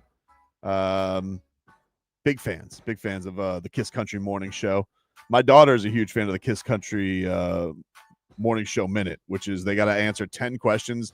They're the simplest questions you've ever heard, Dan. Like, what kind of animal was Garfield? And you would be amazed by how many people are tripped up by like the easiest questions. It's especially the clock, the clock. Oh, the clock gets you. It's a little bit like Mad Money on the Family Feud. Mm-hmm. People choke all the time. So big fans of that. When I'm taking my daughter to middle school, we listen to TC and Dina B. But anyway, Kiss Country is putting on a concert. It's called Stars and Strings for country fans. It's a really cool experience. You get to see some of the biggest names all on stage together.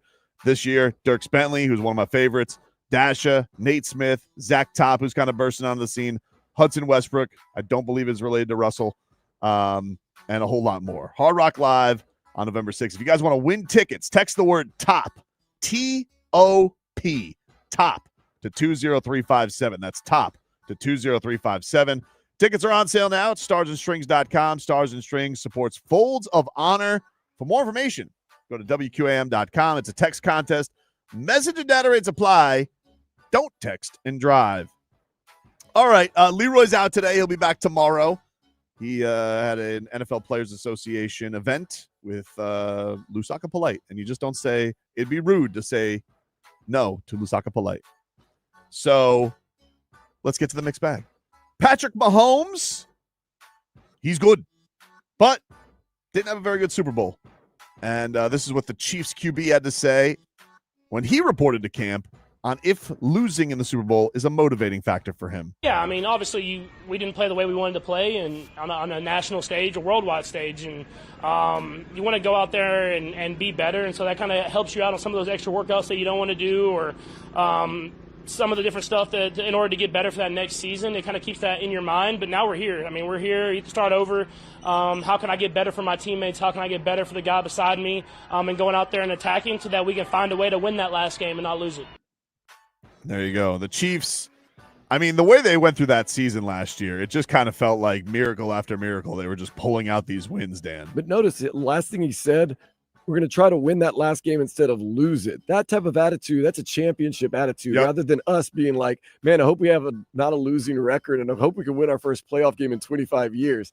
They have so much higher aspirations than us right now. It is very pathetic. It's really like it is one of those things when you talk about, and look, we see that with the Panthers. The Panthers are going to go through that because I heard, Matthew Tkachuk said this at his Cup day where he was like, he goes, well, if I would have come back from that injury and we would have lost, that wouldn't have been worth it, even if we would have lost in the finals. I was like, damn, that guy really just like it's the cup or it's nothing. Now, even go further down the list, being a Saints fan born and raised in New Orleans, I'm hoping we get more than 4 wins. So, Or maybe you don't because you want to get Arch. That's true. I'm sure his family would love that. It went so well for his grandfather. It would be Goosey's, though. It would be a cool story. Oh, yeah, it'd be great. It would be really cool. Marcus Smart stole a Defensive Player of the Year from Bam Adebayo based on the Ringer Media Machine that decided that a Celtics defense that was good for 3 months deserved to have somebody win Defensive Player of the Year instead of the best defensive player on the planet. Not that I'm still salty about it or anything. Well, he's not a Celtic anymore. He is a Los Angeles Laker. And Marcus Smart says that is because of their favorite little Slovenian, Luka Dončić. You get a guy like Luka calling, referencing, checking on you, trying to see where you at to see, and that if you want to come and, join something special that he's trying to cook up over here, and for him to say that, to see that he can really use my help, that meant a lot. Here's the thing. If I can heat relate this for a second, I'm going to be honest with you. I know that I got a little giddy about Bam and Luka hanging out with each other in Greece.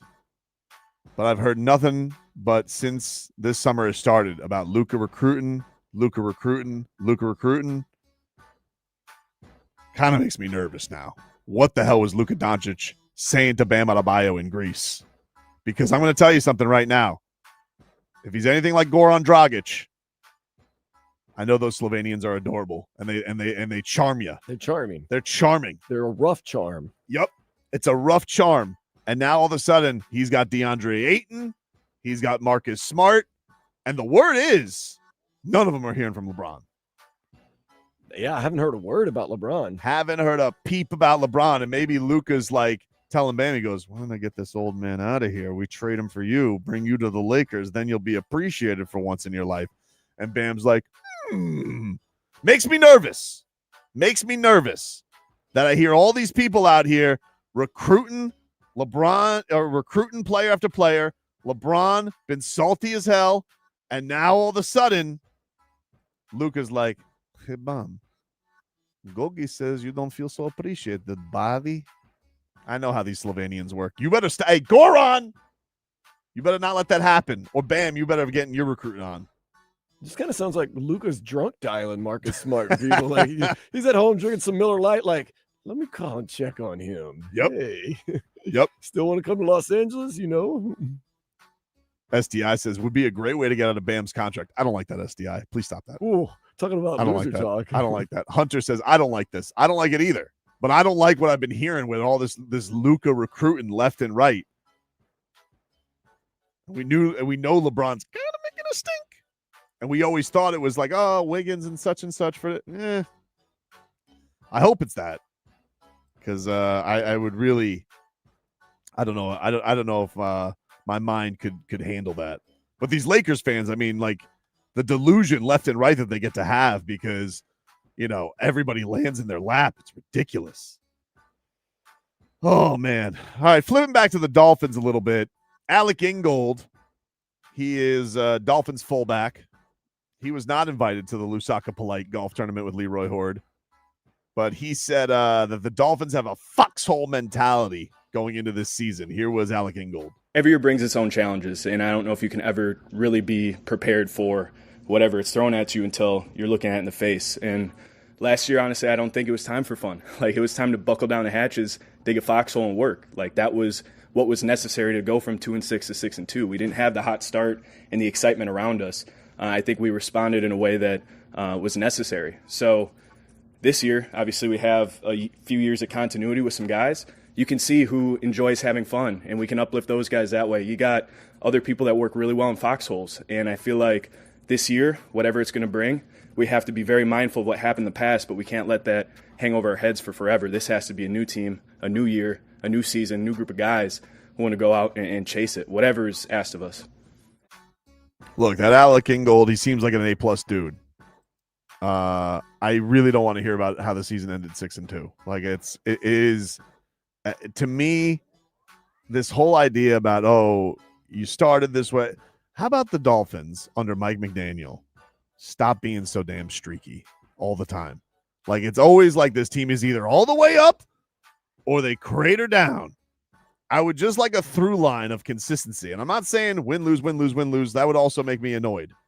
But like the ebbs and flows of the Mike McDaniel era, which also have entangled with, of course, Tua Tagovailoa injuries, have been very, very frustrating. So, yes, great. You guys went out there and you finished 6-2. You didn't go out there and you didn't win the games that would have really put you solidified into a playoff position, even with the rough start. You had the Houston loss. You finished off with a loss to the Jets. And Thanksgiving was really the one where everybody's like, ugh. Yeah. It was so embarrassing to get, you showed up. Even your own teammates called you soft. So, well, yes. Let's give it a little nice little up for the Dolphins finishing 6-2, even though they really finished 6-3. Great for them. However, those two losses, you really would have done something if you could have at least won one of them. So that's that. Bradley Chubb, he's back at it with your Miami Dolphins, and he was asked about how hungry is he to get back out there after missing the season.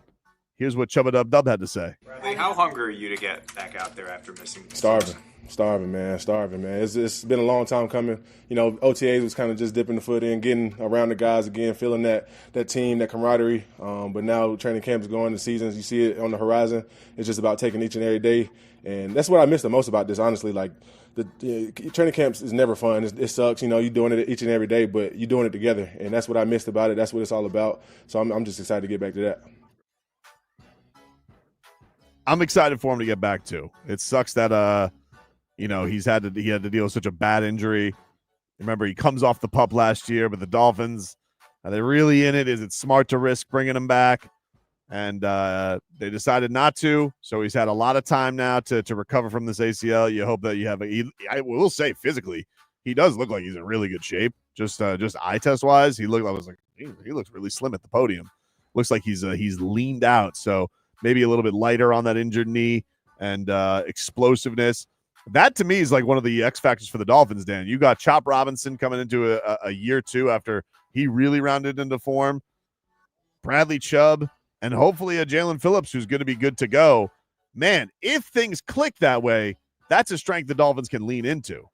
Absolutely. Coming off the edges and then inside, if you get everything shored up with Zach Sieler and Kenneth Grant, a first-round draft pick, you got a pretty good defensive line right there. It's got some impressive elements to it. There's no doubt about that. And then we also heard from Darren Waller, new Miami Dolphins tight end, and he explained that Frank Smith, Dolphins offensive coordinator, who he knows from his time with the Raiders, was a big factor in why he ended up back with Miami Dolphins. Frank is my guy, man. So when I got claimed off the Ravens practice squad in 2018, I got to the Raiders, and he was my tight end coach. You know, met me at the door, and one of the first things he was interested in was, what do I need as a man, like in, you know, my newfound sobriety, like whatever I need to just be solid as a human being. And then that struck me a lot. And then just his knowledge of the game, the culture that he created not only in our room, but just with how he interacted with players, I thought was rare in coaches I had seen to that point. And, you know, some of the best years of my career were with him in the room, and just some of my best football memories overall. So to be able to reconnect with him is amazing. Well, that's great, and hopefully Frank Smith sees something there that will make him a productive player after having the time off that he has. Certainly seems like Waller, you know, wants that level of comfort coming on in, some familiarity. And look, if the Dolphins can somehow strike any kind, I don't even want to say strike gold, because that seems like a ridiculous standard to put it at. But if they can get some level of production there, especially, you know, just a red zone target, somebody Tua can lean on there with all the size that he brings to the table, it won't sting as much losing the loss of Jonnu Smith. It's a little bit like, it's kind of reminiscent, of the Calais Campbell move, but Calais Campbell never left football. He was just old. But even with losing Christian Wilkins, they're like, man, what are they going to do? Not having Christian Wilkins here? And they basically got Calais Campbell delivered to them late into the process of the offseason on the cheap skis, and he was awesome.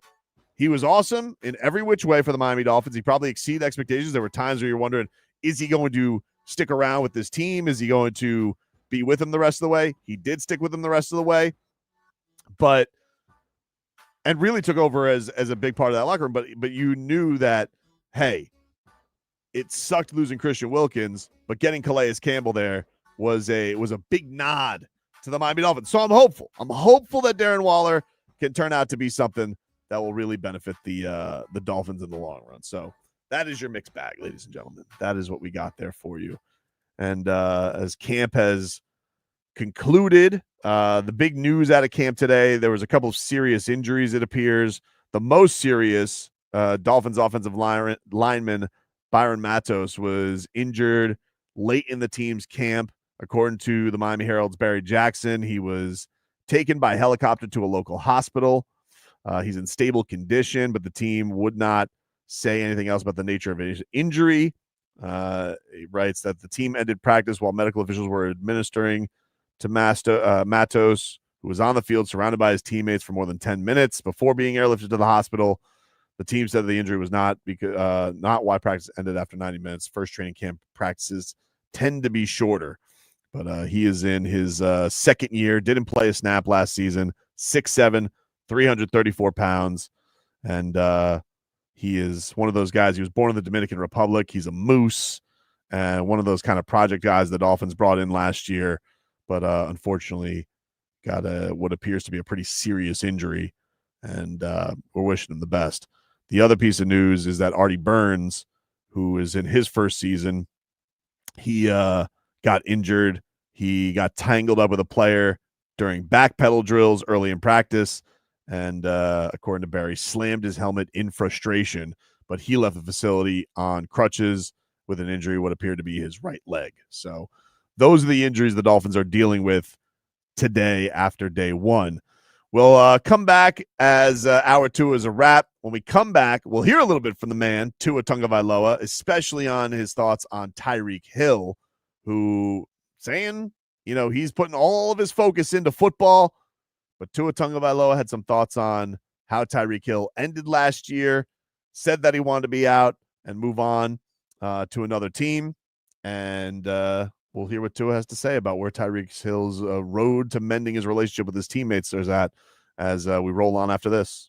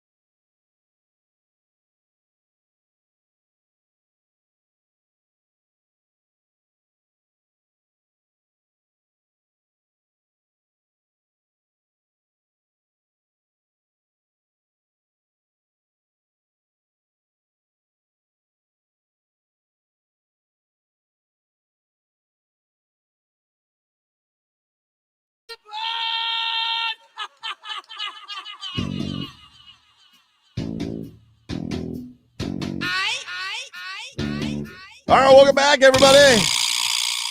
Tobin and Leroy here with you. For those who can hear, you can obviously hear Ozzy Osbourne. Oh, no. The highest of honors. Prince of Darkness. Rest in peace to him. Lead singer of Black Sabbath, of course. Star of the Osbournes, which was a very popular show.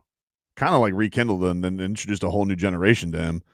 I thought immediately as I got the news of Jennifer, who I'm sure will hop on this hour, we'll get her feelings on it. But Dan Day, were you a huge Ozzy Osbourne fan? Did this break your heart yesterday? I was more celebrating his life. Look, yeah. He lived a full life. I didn't go down and say, man, what could have been. He lived a very full life.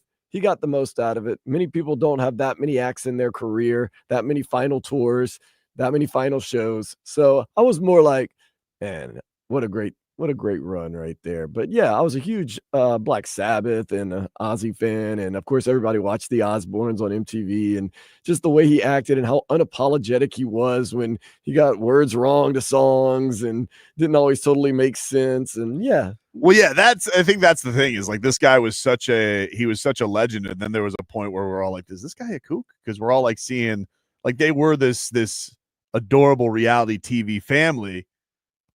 But you couldn't understand a damn word the guy said. No. Shut up. You couldn't understand a damn word. The dogs were pooping all over the place. The kids were always fighting. And then, yeah, I felt like, we think of like the take me out to the Paul game from Wrigley Field. But so like, but he had like a recent reunion with him, didn't he? Didn't like he just have a concert or something with Black Sabbath? Yeah, they had their last show ever. That's kind of cool. It was supposed to be their last show ever, and it was. Yeah, it literally was. Yeah, I always wondered that. Do you think he knew? Yeah, you think he had to know something was up, right? Yeah, they're holding on. He just knew. Man, crazy. J-Fix saying that he wasn't supposed to be a part of it. That's awesome. Pretty wild. But he. Yeah, we learned yesterday his family putting out a statement that he is no longer with us. So rest in peace to Ozzy Osbourne and his legendary life and career coming to an end. The headlines are brought to you by Doral Volkswagen. At Doral Volkswagen, choose from over 300 new Volkswagen models in stock with the Tiguan, the Taos, and the Atlas. And remember, when it comes to Volkswagen, the great deals are at Doral Volkswagen.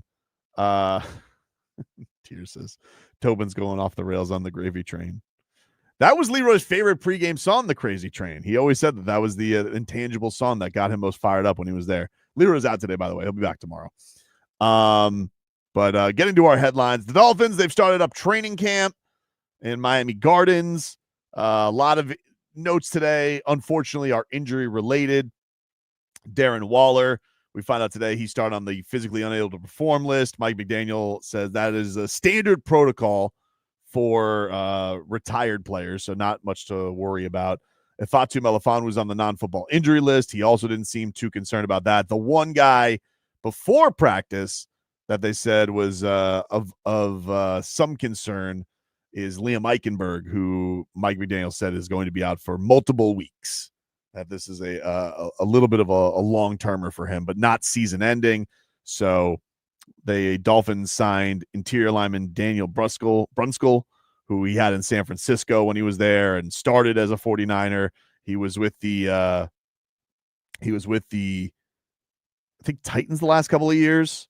So we'll see. He's going to fill some depth there. But the big news today, unfortunately, afterwards was the news that Byron Matos, second-year offensive lineman from the Miami Dolphins, he was airlifted. He had a bad injury that happened towards the end of practice, and they say he's in stable condition, but we don't have any details. So we got prayers out for him and hope everything's going to be okay. Artie Burns also got injured at practice today.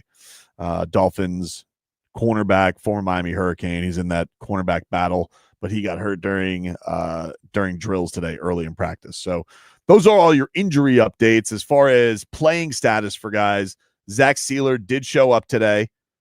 He did report to camp, and he did participate in individual and team drills.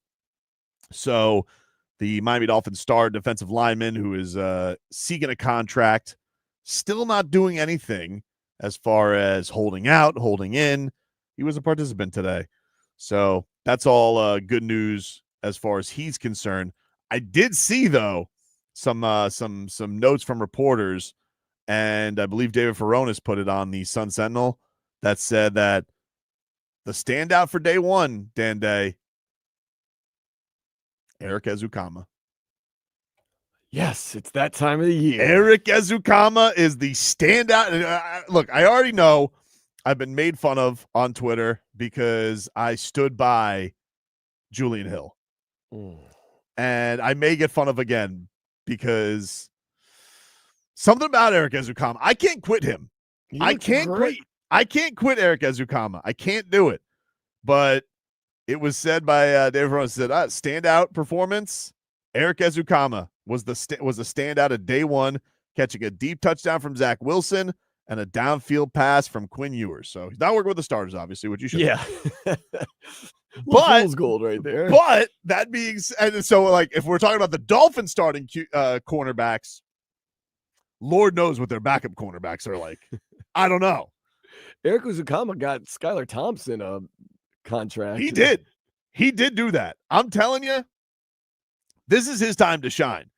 And this is probably his last stand. But I love Erik Ezukanma. And I am still one of those guys like, oh, he did something?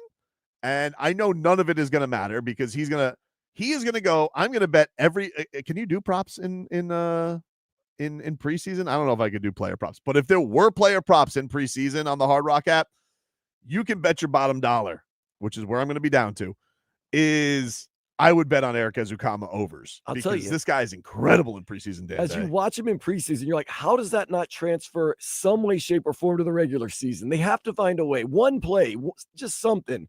And every year it gets me. I'm like, no. Waned experience says it's the same every year. I'm tired of them. Look, I understand. I can't fault any fan who does not believe in him and isn't sick of it, because we have been told this guy's going to be incredible, but like he does it with incredible plays, and they're super athletic, and they're going up and making tough catches. And then he had, well, the first year, his fourth year? Is it fourth year? Third year. I got to look this up.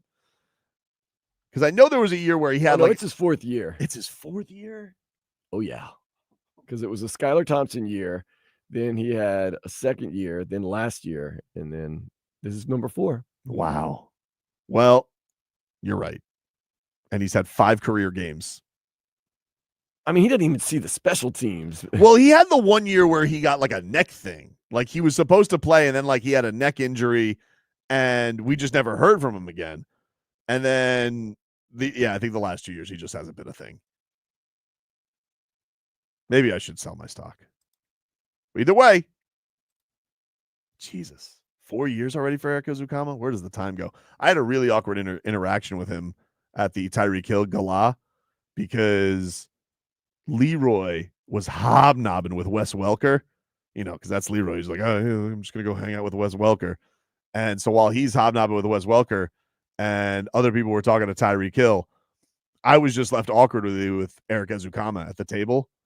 And I was like sitting there and I said, hey, Erik, love what you did in preseason, man. Which I don't think is what anybody wants to ever hear. Like, love what you did on preseason. Can't wait to see what you do. But I had nothing else for him. I didn't have anything of substance to give Erik Ezukanma other than loved you in preseason. Can't wait to see you in action. And, unfortunately it did not go great. So I don't know. Marlins are about to get going. 12:10 is our first pitch. We is it on FanDuel today, Dan? Is it on MLB Network today? Maybe it's on MLB Network. I couldn't tell you right now. We're still working through the kinks of our TV system. Let's see. Sometimes our TV system's a little bit like a spider web. You got to find it all through. But we got action on this game, so we need to figure this out so we can get going. Yeah. But the Marlins are taking on the Padres, about to get going from Lone Depot Park before they head out to take on the Milwaukee Brewers, which they're off tomorrow. Strangely, why are they playing at 4 o'clock on Friday? It's got to be some weird Milwaukee thing. Maybe there's like a bratwurst parade in Wisconsin. 4 o'clock on Friday. Is Friday a holiday that I'm unaware of? It's 4 o'clock Central Time or 4 o'clock our time? I think it's our time because I just saw it on the Marlins website. So then it'd be 3 o'clock their time. What the hell's going on in Milwaukee? Don't know. Very strange. I'll get into that. Either way, that gets going with the Marlins. They're about to get going from Lone Depot Park, and we'll see if the Fish can finish this puppy out. Let's see. Yeah, it says it's on FanDuel today, so I don't know what's going on. I got Kay Adams on here, sitting here and talking George Kittle. Those filters she uses nowadays are just beyond belief. Is that an Instagram filter? It's a filter. Interesting. I would figure she's got a pretty popular show. I just think she has like the best glam people. She's got. I don't know, Dan. You watch some of these reality TVs, dude. Like they have the most incredible glam people. It's awesome. That was a beef with the Love Island out of the villa, where Kaylor was mad at Liv because Liv got glam, she didn't get glam, and she felt some type of way about that. Well, yeah, you got to get your glam because if you don't get your glam, then you're not getting your cam. Exactly. You're not feeling the same way. So there's that. All right, we'll get locked in on the Marlins and see where they're at today. They won yesterday 4-3, and they beat the Padres. So we'll check that on out. But when we come back, Tua Tagovailoa, Miami Dolphins quarterback, he spoke to the media today and had some things to say about Tyreek Hill, his standing with the team, and whether or not there's still work to do for Tyreek Hill. We'll hear from the Dolphins quarterback coming back after this.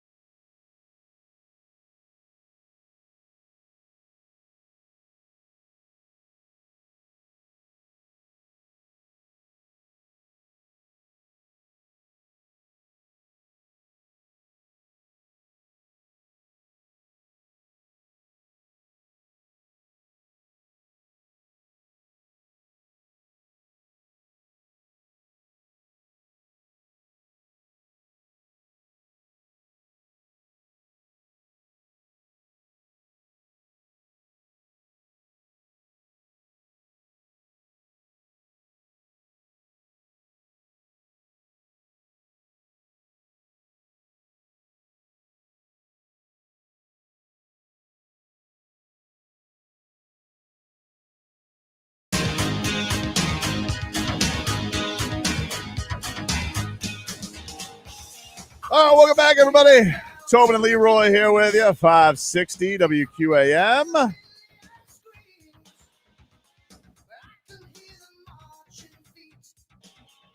Take you guys up until 2 here on the program. We're streaming live on YouTube and Twitch, Miami 560 WQAM.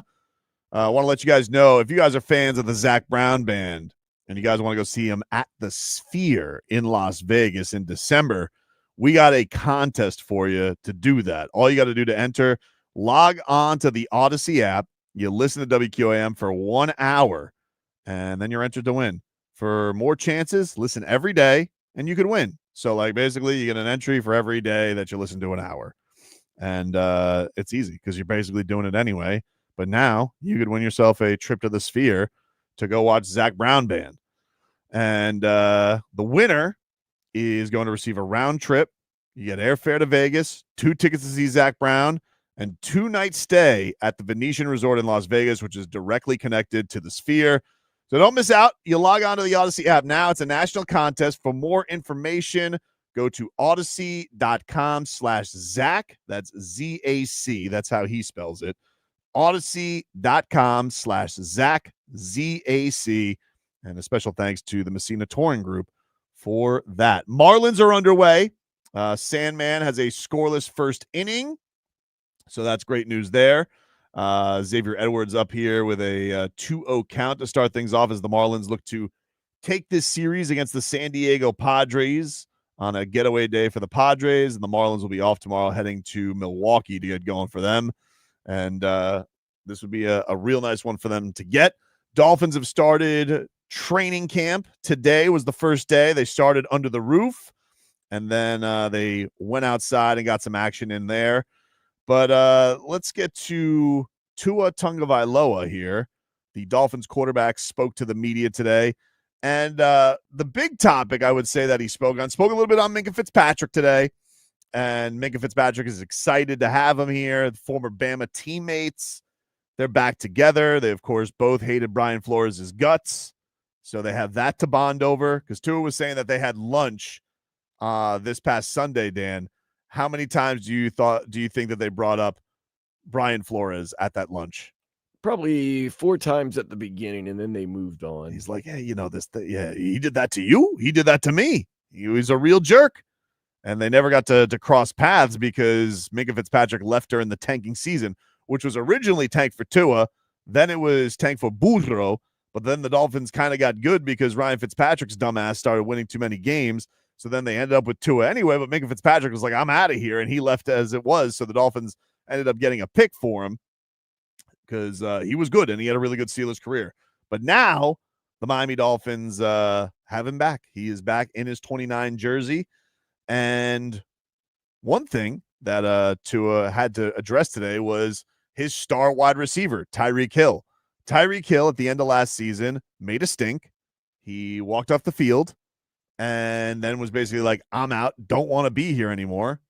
And all of a sudden, we're like, is that the end of the Tyreek Hill era? Now, mind you, Tua was not playing in that game. Tua was injured. And so the Dolphins dealt with all of that in that loss to the Jets. And Jaylen Waddle being like, Tua, or like, Tyreek, where are you going? Where is he going? And Tyreek was just done. He was done with everything. So here was what Tua had to say on Tyreek Hill. First on his offseason, that he has noticed a Tyreek Hill who has been in a different mindset this offseason. Here's what Tua had to say on Tyreek. I think there's a lot more vulnerability with Tyreek. He's conversating a lot more with the guys, not just about football, but about things off the field. Being vulnerable with some of the things that, people know about his personal life and things of that nature. And I think that's the first step to him building true relationships and a real connection with a lot of the guys in there. Everyone knows what he can do on the field. Everyone respects what he can do on the field. But I think, he's still trying to figure things out for himself as well. Kind of the man he wants to be. And, he's not too young. Like, everybody makes mistakes. It's just some people, they're in the spotlight, and their deals get get pushed out more than some others. So, just got to cut him some grace. I mean, that's our teammate. We love him, but as a person, if you get to know him, I think you'd love him too. Look, all great words by Tua. I think he's cutting him a lot of slack there, especially for, Tyreek being the age that he is. I mean, like, at what point are who you are with your maturity? And I am still coming at this with an arm's length, because I think that it's easier in an off season when no football has happened to talk about he's a different guy, everything is cool, we're going to be good. Great. That's awesome. If Cheetah's getting his numbers and Cheetah is putting up big numbers and Cheetah's having awesome games and the Dolphins are winning, I don't anticipate it being a problem. But everybody here, you got Alec Ingold talking about foxhole. You got, Bradley Chubb talking about we're not listening to the noise. You talk, we do. All that. That's cool. However, when we did see Tyreek Hill in a situation of adversity at the end of last year, which was a very frustrating year for him, I understand that he went through a ton. That what happened to him at the start of the season was absolutely crappy. He didn't deserve to have what happened to him before the game with the speeding thing. That was, such an overreaction. And then he was playing through injury. Okay, now that we've gotten through all those caveats, what he did at the end of last season was awful and is not something that I think can be easily just glossed over. And that's what Tua put forth in his next statement, where he was asked about, well, what about what he said at the end of last year? Where is he at with that with you guys? And that he did say that he still got work to do. Here was more of Tua. Sure. I would say we're still continuing to do that. But it's not just with me. It's with a lot of the guys. I'm not the only one that heard that. You guys aren't the only people that heard that. A lot of people that follow football, that follow the Miami Dolphins, that follow Tyreek, that are fans of his. Everyone has seen that. So when you say something like that, you don't just come back from that with, hey, my bad. You got to work that relationship up. You got to build everything up again. And yeah, that it's still a work in progress, not just for me, but for everybody. But like I said, he's working on himself. He's working on the things that he says he wants to get better with and do better on. So that's the first step to me. And so I commend him for doing that. Yeah, there you go. And I think, look, it is a little bit of the Dolphins with Tyreek Hill have to be in show me mode. They have to be, and I think even with the idea that, for years he was a captain on this team. First step with all this, I can't imagine that he's going to be voted captain after what happened last year. Because I always felt like the Tyreek Hill being a captain thing kind of felt like a bit of a charade. Like it felt like one of these things where Mike McDaniel was trying to give him the torch. Because look, Tyreek Hill, when he first got here, Dan, I think he did a lot of good as far as backing Tua publicly, being the voice nationally for the Dolphins, taking on the haters, taking off some smoke from Tua Tagovailoa of criticism, maybe adding some more smoke. But I think a lot of that was beneficial to have a guy of his stature, a champion, come in here, newest, highest paid wide receiver, and he's got Tua's back. I think there was something that was really beautiful about that. But I don't think anybody was really looking to him and being like, we rally behind you, Tyreek Hill. This is the guy that when we're looking for it. No, I don't necessarily think that was the case ever with it. And so is that guy going to be a captain again? I doubt it. Yeah, it's kind of one of those high school things. Make one of the best players on the team the captain because they're one of your best players, not so much a leader of the team. But he did bring that stature and that clout to where he said something. People would be like, oh, well, he has played with Patrick Mahomes and he has been under Andy Reid and he has won a Super Bowl. So if he says it, we are going to actually listen, as opposed to someone that maybe with the less clout where they just kind of gloss over and say, whatever. But yeah, I don't know if I ever saw Tyreek Hill in the locker room when I was in their post game ever really leading the team or really kind of leading the charge. Yeah, and the other thing is, one of the things that we learned with Tyreek Hill as the years had gone by here is he's a whopper teller. He is, I wouldn't call Tyreek Hill an outright liar. I've said, I don't think you're a liar, but I think he's a whopper teller. I think he embellishes. I think that he likes to troll. I think he likes to have fun with the media.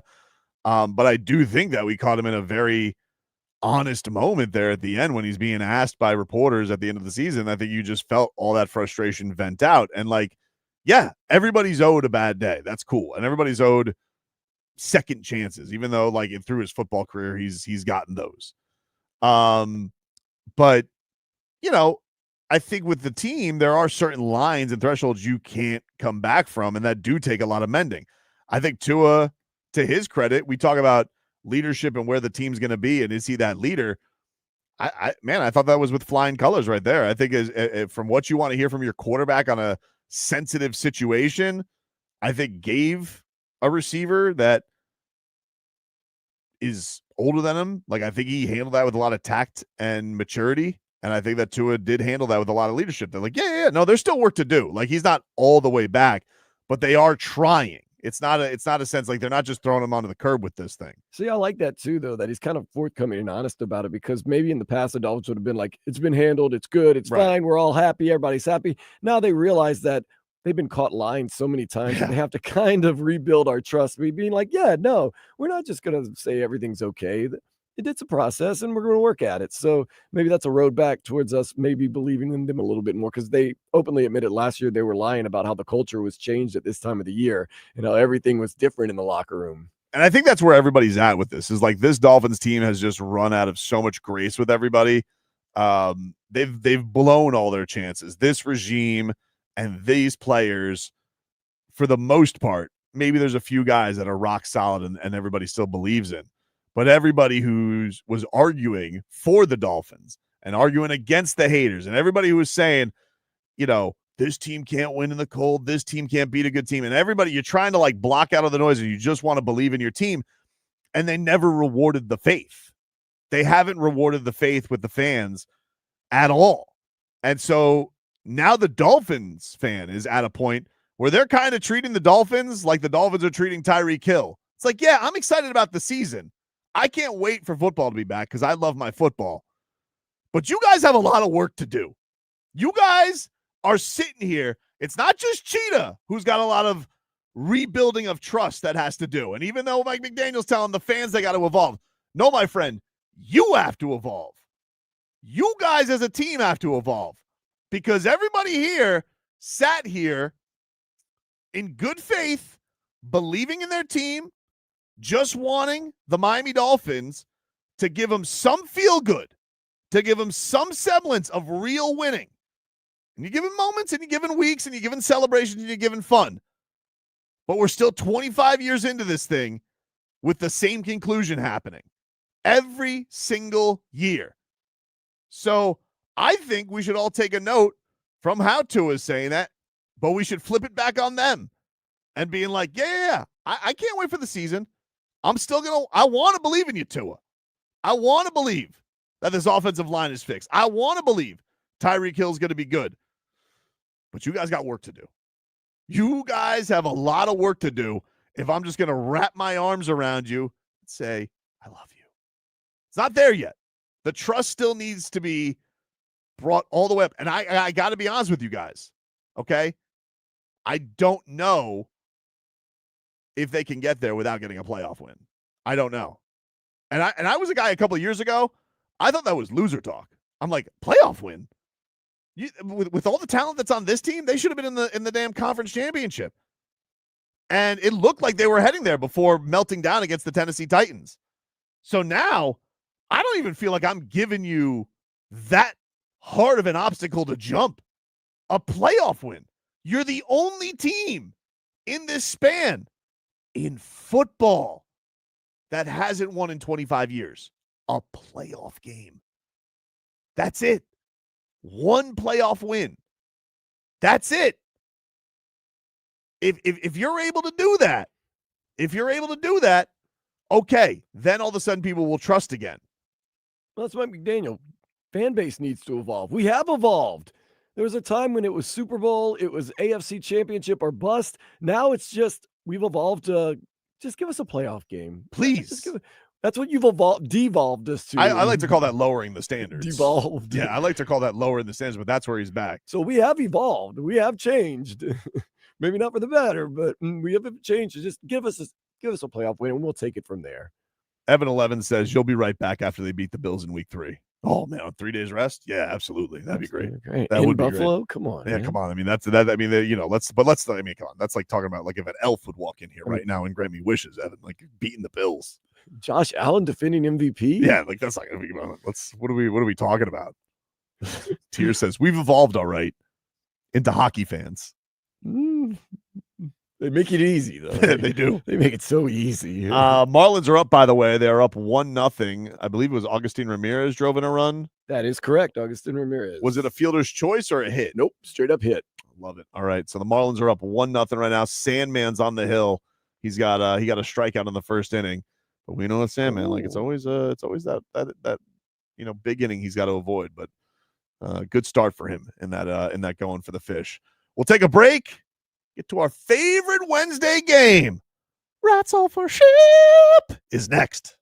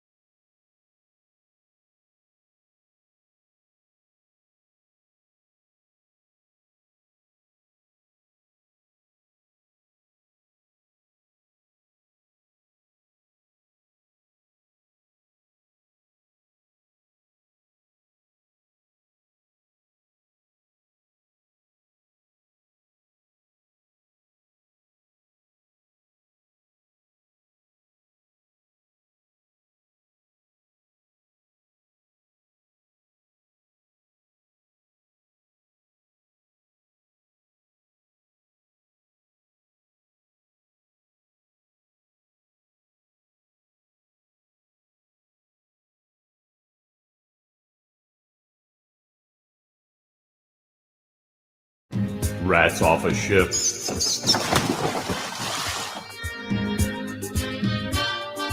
All right.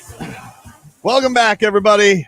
Tobin and Leroy here with you. 560 WQAM. Take you guys up until 2 here on the program. Marlins going on right now. They've just finished the top of the second inning. Still 1-0. So good start for Sandman here. A couple scoreless. And has 2 strikeouts already, Dan. Ooh. Good pace. 1 per inning. No, he's going to get at least 4. Most likely 5, sometimes 6. Al Macco says, why is this game on so early? I don't know, dude. What do I look like? The traveling secretary? I think it's a getaway day for San Diego. San Diego needs to get back to the left coast. Who do they got coming up? They got San Diego. Yeah. San Diego has they're going to St. Louis actually. Yeah, trying to get to St. It's Louis. not nothing though. It's not like they got a 4-game series starting. So they want to get to the Hill for some Italian food, maybe some St. Louis style ribs, some spaghetti mac in St. Louis. You find it strange that we're just building arches like St. Louis downtown? Oh man. Yes. Started on that. I don't know what that is. I can tell you actually. I've done some research on this. Number one, it's a money laundering scheme, which pretty obvious because it's been there for 100 years. Yep. It's supposed to be a bridge that bridges downtown to Overtown, and cars will be going over it. Not a walking bridge, a driving bridge. So we're driving over Overtown? We're driving over that? Yeah, whatever. Yeah. It's supposed to be for cars. I'm sure Overtown loves that. To go over Biscayne Boulevard so that you can drive. No. You're driving into Overtown. It's supposed to connect Overtown to downtown. Did we really need that? I've never felt trouble getting from downtown to Overtown. People have to line their pockets in Miami-Dade some way, shape, or form. Has anybody ever felt when I'm driving from a Heat game, right? And I'm like, you know what I can't get to right now easily? Overtown. It's like once I get past that first block, I'm fine. Like, so are we building an entire bridge to get over one street? Because I feel like once we get past that street that's next to Biscayne, I'm good. Who has trouble getting past the second block? I thought it was for like the Frost Museum building something, but nope, it's supposed to be a bridge from downtown to Overtown. Great. Hi, Jennifer. I feel like they should have, instead of, focus on the arch, focus on the train system here. Maybe make it way better for us to maneuver around the city. Why do we need arches? I don't need an arch. We have enough. Man. That's what we should have. We should have Spo be in charge of all the meetings, being like, we have enough. We have enough. We don't need it. What do we have today, Jennifer, for Rats Off a Ship? We have Rhett Lashlee says the ACC is deeper than the SEC. Rhett Lashlee, of course, former Miami Hurricanes offensive coordinator, now the head coach of SMU. He rattled some cages yesterday at ACC Media Day, saying that the ACC is deeper. Here's Rhett Lashlee. It's the week in, week out. That's the league you want to be in. That's where you want to be. I mean, you look at our league, we had like 4 10-win teams, 2 playoff teams, a handful of 9-win teams, 13 bowl teams. I mean, there's just not a lot of easy wins on the schedule. And there's other leagues that claim depth, but like the SEC's had the same 6 schools win the championship since 1964. Same 6. Not a single one has been different since 1964. It's top heavy to me. Wow. Rhett Lashlee with a flamethrower. Man. I got to tell you, I'm not Rats Off a Ship. I like it. I don't know if they are deeper, but I just like the take because I'm sick of the SEC coming out here and they always get a pass beating up on each other. It does feel like a bit of a football Ponzi scheme with them being able to always get 3 losses and do what they want. Now, of course, we're going to be in the playoffs, so who knows what the rules are going to be. But like you see the Canes lost last year to Georgia Tech. It was held over them. Now, I don't want to cry over it too much because, they blew the Syracuse game. But Georgia Tech took Georgia to 900 overtimes? It's silly. So I'm not Rats Off a Ship. I like Rhett Lashlee's take there. What about you, Dan Day? Rats Off a Ship. Rhett.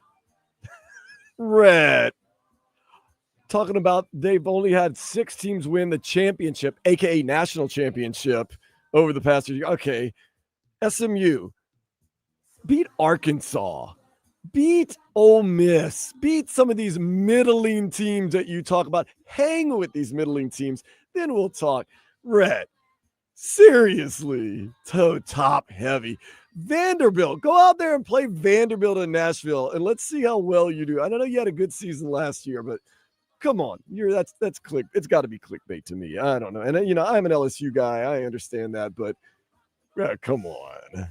That's it's going to be interesting. Do they have any SEC teams they're taking on this year? I hope so. Probably not, because he wouldn't be saying that. I don't think they do.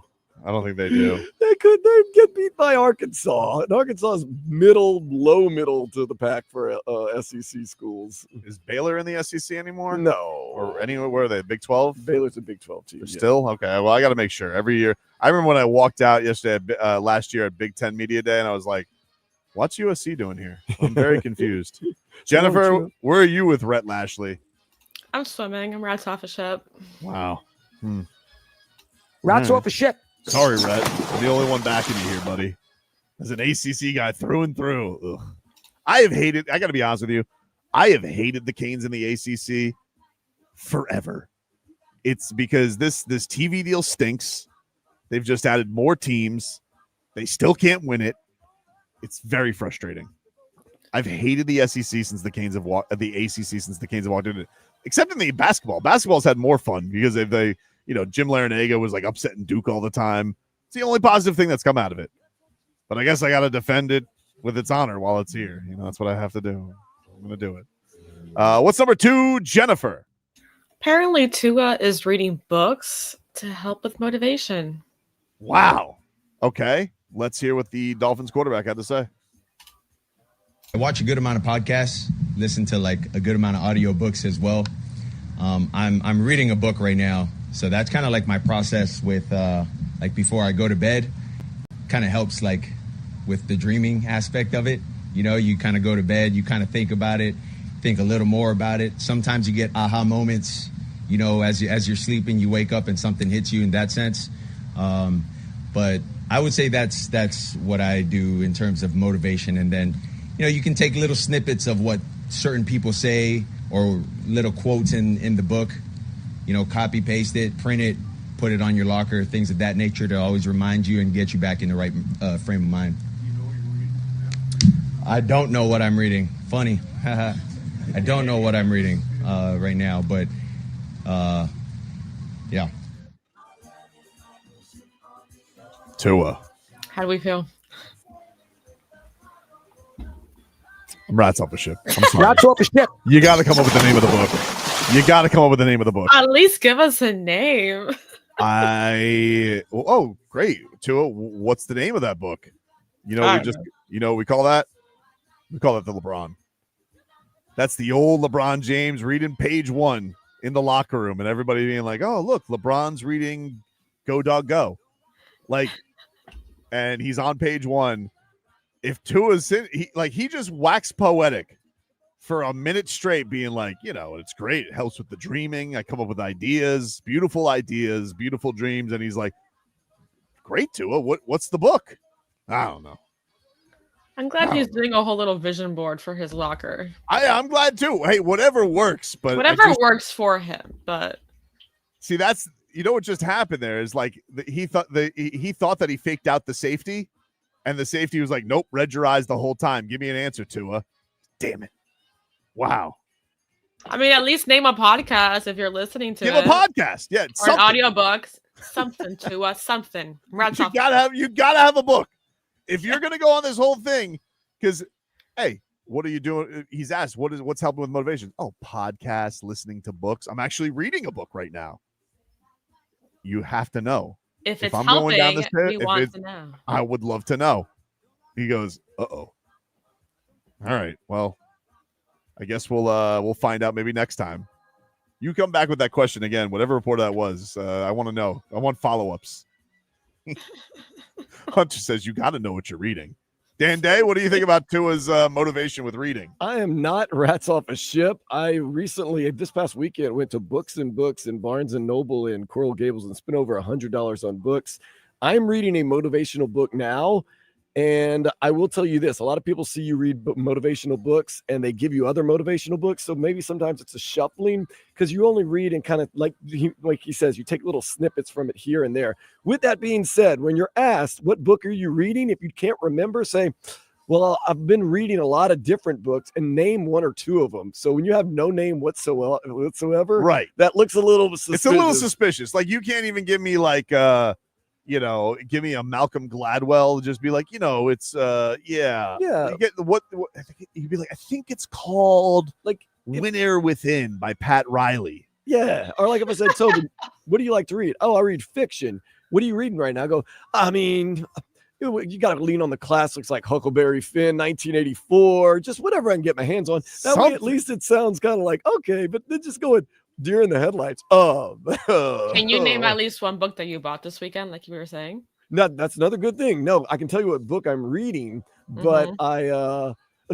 I got Good Dieting for a Latino Soul. You need to diet? No, I don't. I just bought the book. I'm reading Untethered Soul right now. Dave South says he's reading Sliding for Dummies. Schmeathan says he's reading I'm Your Daddy, a book written by Josh Allen. Wow. Wolf says Lying for Dummies.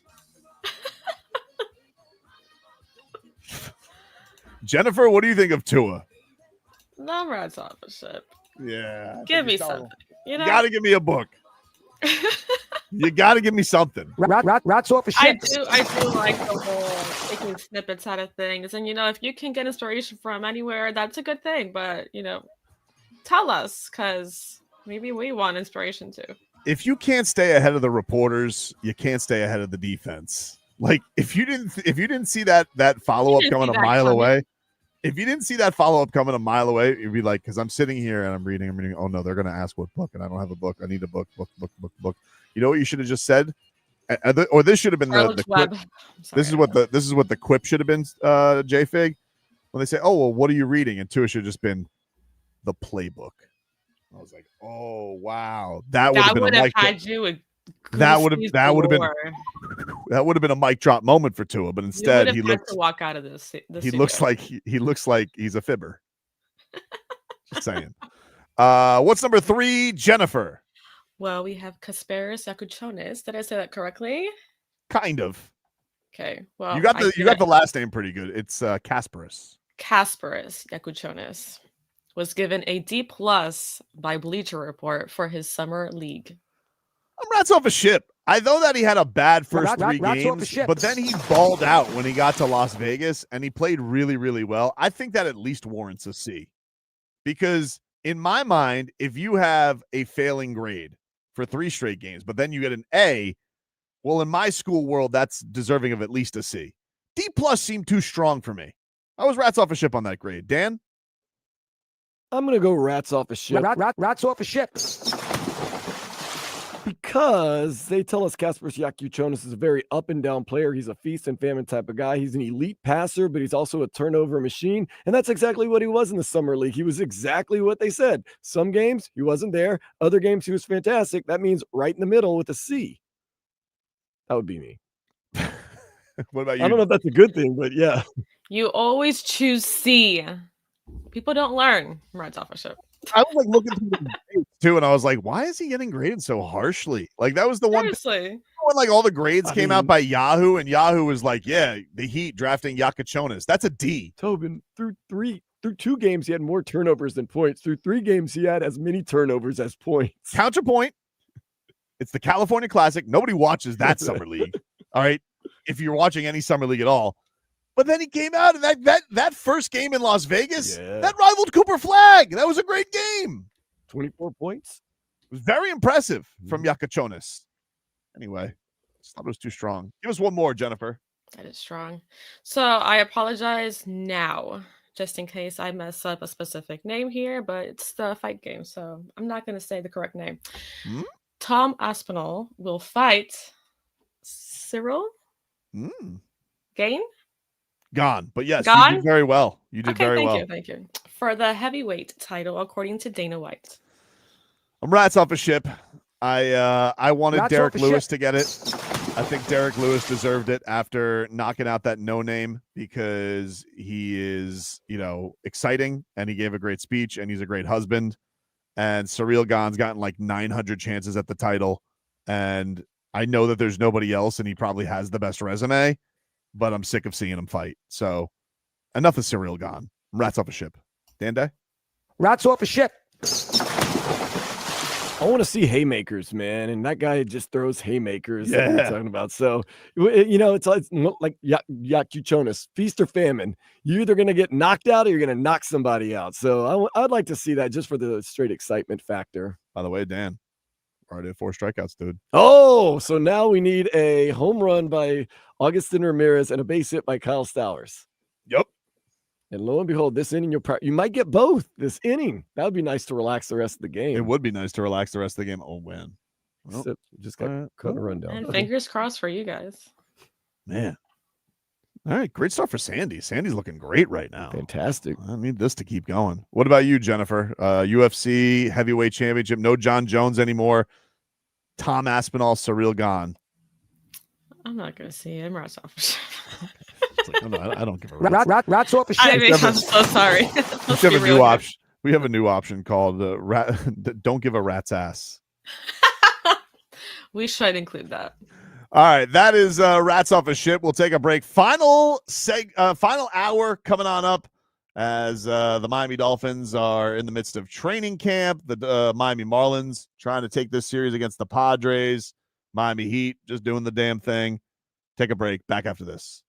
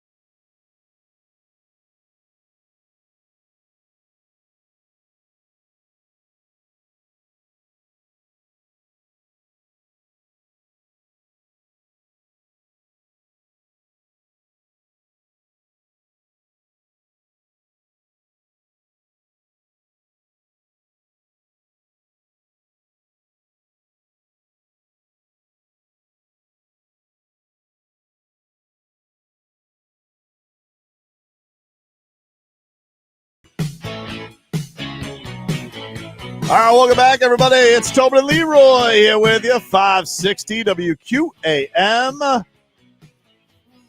Back with you here on a Wednesday. Leroy's out today. He'll be back tomorrow.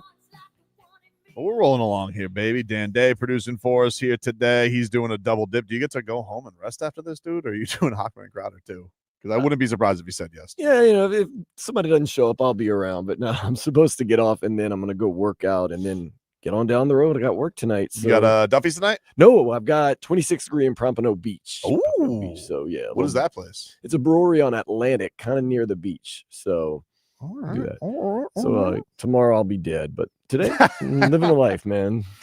Oh, you go, Dan Day. You go, Dan Day. Let's get to our headlines brought to you by Doral Volkswagen. At Doral Volkswagen, choose from over 300 new Volkswagen models in stock like the Tiguan, Taos, and Atlas.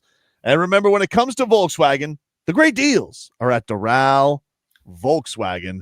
First Miami Dolphins training camp is in the books. And the big news today, a couple things on the injury front. Byron Matos, Dolphins offensive lineman, didn't play last year for them, but was on the squad. He had to be airlifted today after practice after a significant injury. They're saying he's in stable condition, but aren't giving much more information than that. So we get any updates on that, but that's a serious thing around the Miami Dolphins practice today. Artie Burns, defensive back, former Miami Hurricane. He got hurt today, got tangled up during drills. And so he left practice today on crutches, apparently, or left the facility on crutches today. The Dolphins also started with Darren Waller on the PUP list. But Mike McDaniel says, he'll be all right. Just standard protocol for coming out of retirement. Liam Eichenberg, everybody's favorite. He also is on the PUP. And Mike McDaniel, he said that's going to be for a number of weeks. So this is that one that's going to last a little bit. They got to save him for the regular season. Whenever you have a chance to rest up Liam Eichenberg, you got to do it, Dan Day. You got to do it. You're not fighting it.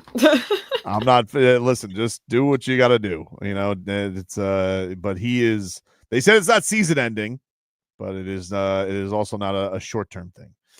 The also safety Ifeatu Melifonwu, who the Dolphins brought in this year, he's on the non-football injury list. McDaniel says that is precautionary. Dolphins' first preseason game is August 10th in Chicago. Dolphins also practicing earlier than they have before. Everybody got going early. Everybody was done earlier. McDaniel said that was part traffic, part some of the schedule they're going to be facing when they do go on the road, because they are doing joint practices for all three teams they're facing. So that is some of the reasoning behind that. The Dolphins also signed offensive lineman Daniel Brunskill, who was with Mike McDaniel in San Francisco. So we have that there as well with the Fins. Josh Allen, he spoke to reporters today and said that he can't curse as much because Hard Knocks is there. That didn't stop Mike McDaniel. It did not stop Mike McDaniel. Mike McDaniel was a potty mouth this offseason too. He was dropping bombs left and right, but Josh Allen, apparently he said that he feels a little squeamish saying all the things that he wants to say. So this is just something that he wants to do. Maybe he didn't want to scare off Haley Steinfeld's fans too. Right. Maybe come on. Maybe the Steinettes don't want to hear a potty mouth. Travis Kelce's got to watch himself now, and that's true. Maybe Josh Allen has to watch himself because of is it the Steinettes? I don't know what are Haley's fans referred to. I haven't met a lot of her fans. Let's find out. I have no idea. I mean, she's cool and all, but I've never had anybody like, what you need to play some Haley Steinfeld. Like, huh? Does she sing? Yeah, she does. Yeah, I thought she was an actress. She's a little bit of everything. Okay. Stein fans? That's not a thing. Yeah, it can't be called Stein fans. I mean, according to AI Overview on Google, Steinettes is a much better name. I kind of agree with you. Luis Ariz with a single for the Padres as the Fish are up 1-0 right now. Kyle Stowers, he popped up to end last inning, so that didn't go for us. Sandy, though, so far looking strong, but that damn Luis Ariz, that was a good hit. Yeah, got he looked like a splitter, it looked like, and he took it right to left field. Breaking up that no too. Oh, and he hit against the shift too. So man, that's a good piece of hitting. Yeah, guy's got a future in this league. Even Sandy's kind of like, you bastard. That was a good piece. Even Sandy had to acknowledge that was a good hit. But 1 out, Fish up 1-0. And that's where we're at that. But yeah, he apparently he's saying he's got to watch another. I don't know if it has to do with the Steinets, but that's Luis says couldn't do it. Gambling before lunch. You shouldn't do it. But let's get to my favorite part of training camp, which is, of course, the reporters giving me stock up, stock down. Oh, do I love stock up, stock down. And I am so happy because not only is the Sun Sentinel got stock up, stock down, but the Miami Herald has stock up, stock down. So I have multiple stock reports. According to Omar Kelly, his stock up, Zach Sieler. Oh, Zach Sieler's stock is up. He said Sieler graces with his presence on the field. Not a surprise considering he's a lunch pail type player. But considering that he was sparingly participated in OTAs and minicamp and his agent pushed for a new contract, there was concern whether he would hold in at the start of camp. He wasn't. But there is a chance that Sieler's doing exactly what Christian Wilkins did in 2023 when he was pushing for a multi-year extension. Wilkins worked without limitation for 2 weeks, then shut it down once they started week 3 of training camp and never returned to practice until the week of the regular season. Wow. I'm telling you, man. Zach Sieler's a man's man. Shows up, lunch pail. What's in that lunch pail? Is it just like is it one bologna sandwich? As I said, a can of tuna fish and some water. Do you think like he opens the tuna fish with his bare hands though? Just eats it up like a grizzly bear. Yeah.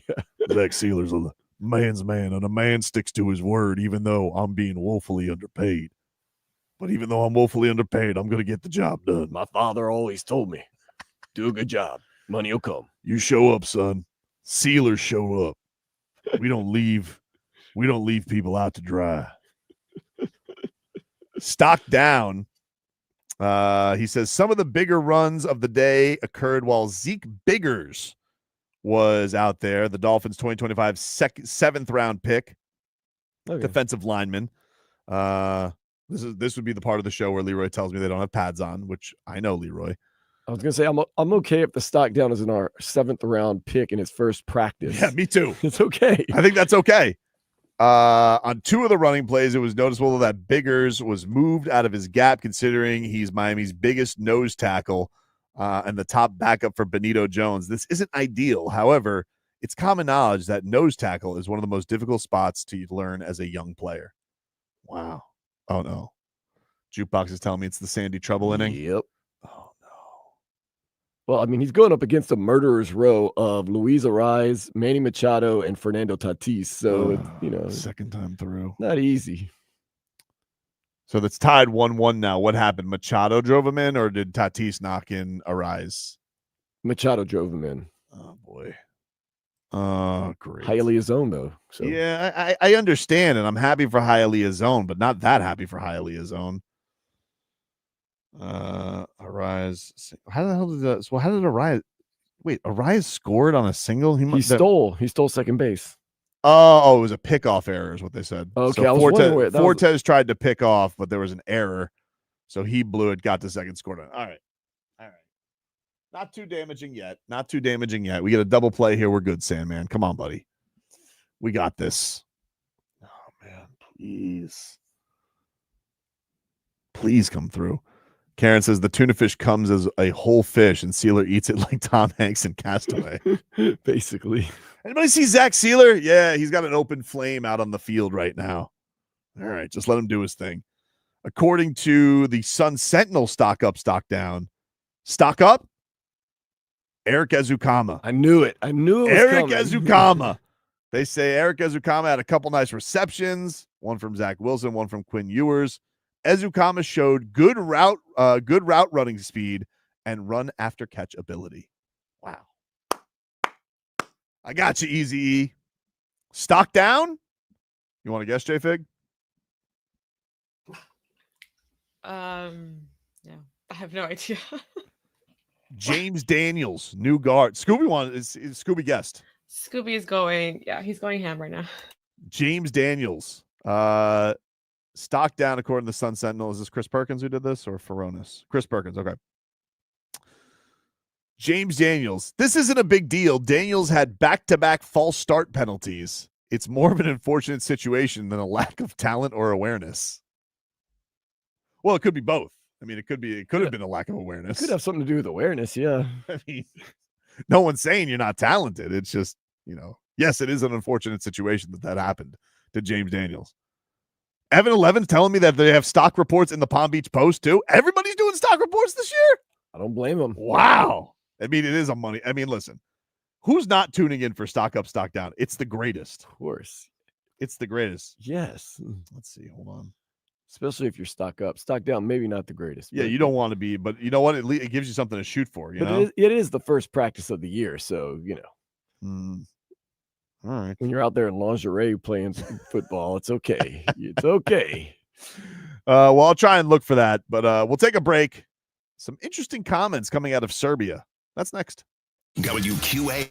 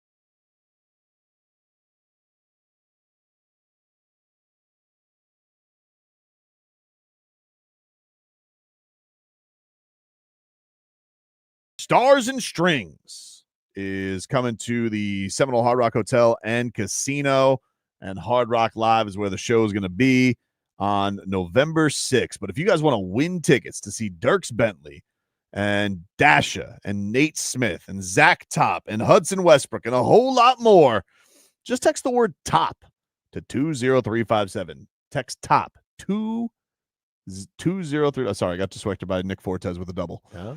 Sorry. I apologize. Text TOP, T-O-P, to 20357. If you guys don't win, you guys can get your tickets at starsandstrings.com. Stars and Strings supports Folds of Honor. For more information, go to WQM.com. It's a text contest. Message and data rates apply. Don't text and drive. I was doing the promo yesterday. They got a song by one of the artists called Whiskey and Tattoo Lines. Who's that by? I think I'm the one that sent that in. Zach, well, Figgy, I did the research, and then I saw you. I was like, oh, Figgy really went deep into it. I just listened to the music, and whichever one I liked the most, I put in the promo. But then I was like, well, I Figgy just did put research. like the most famous, the most popular one, and then like their current single. And their single, yeah. Nobody cares about the current single. It's I've most never popular. heard. Whiskey and Tan Lines. Sounds like my weekends. Whiskey and Tan Lines. No, but wasn't it Whiskey on You?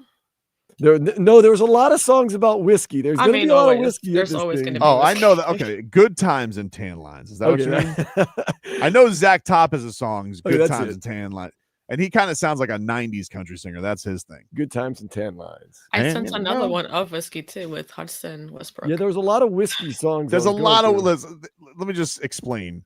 If you're gonna do a song in country music, it's about two liquors, tequila or whiskey. That's it. And beer.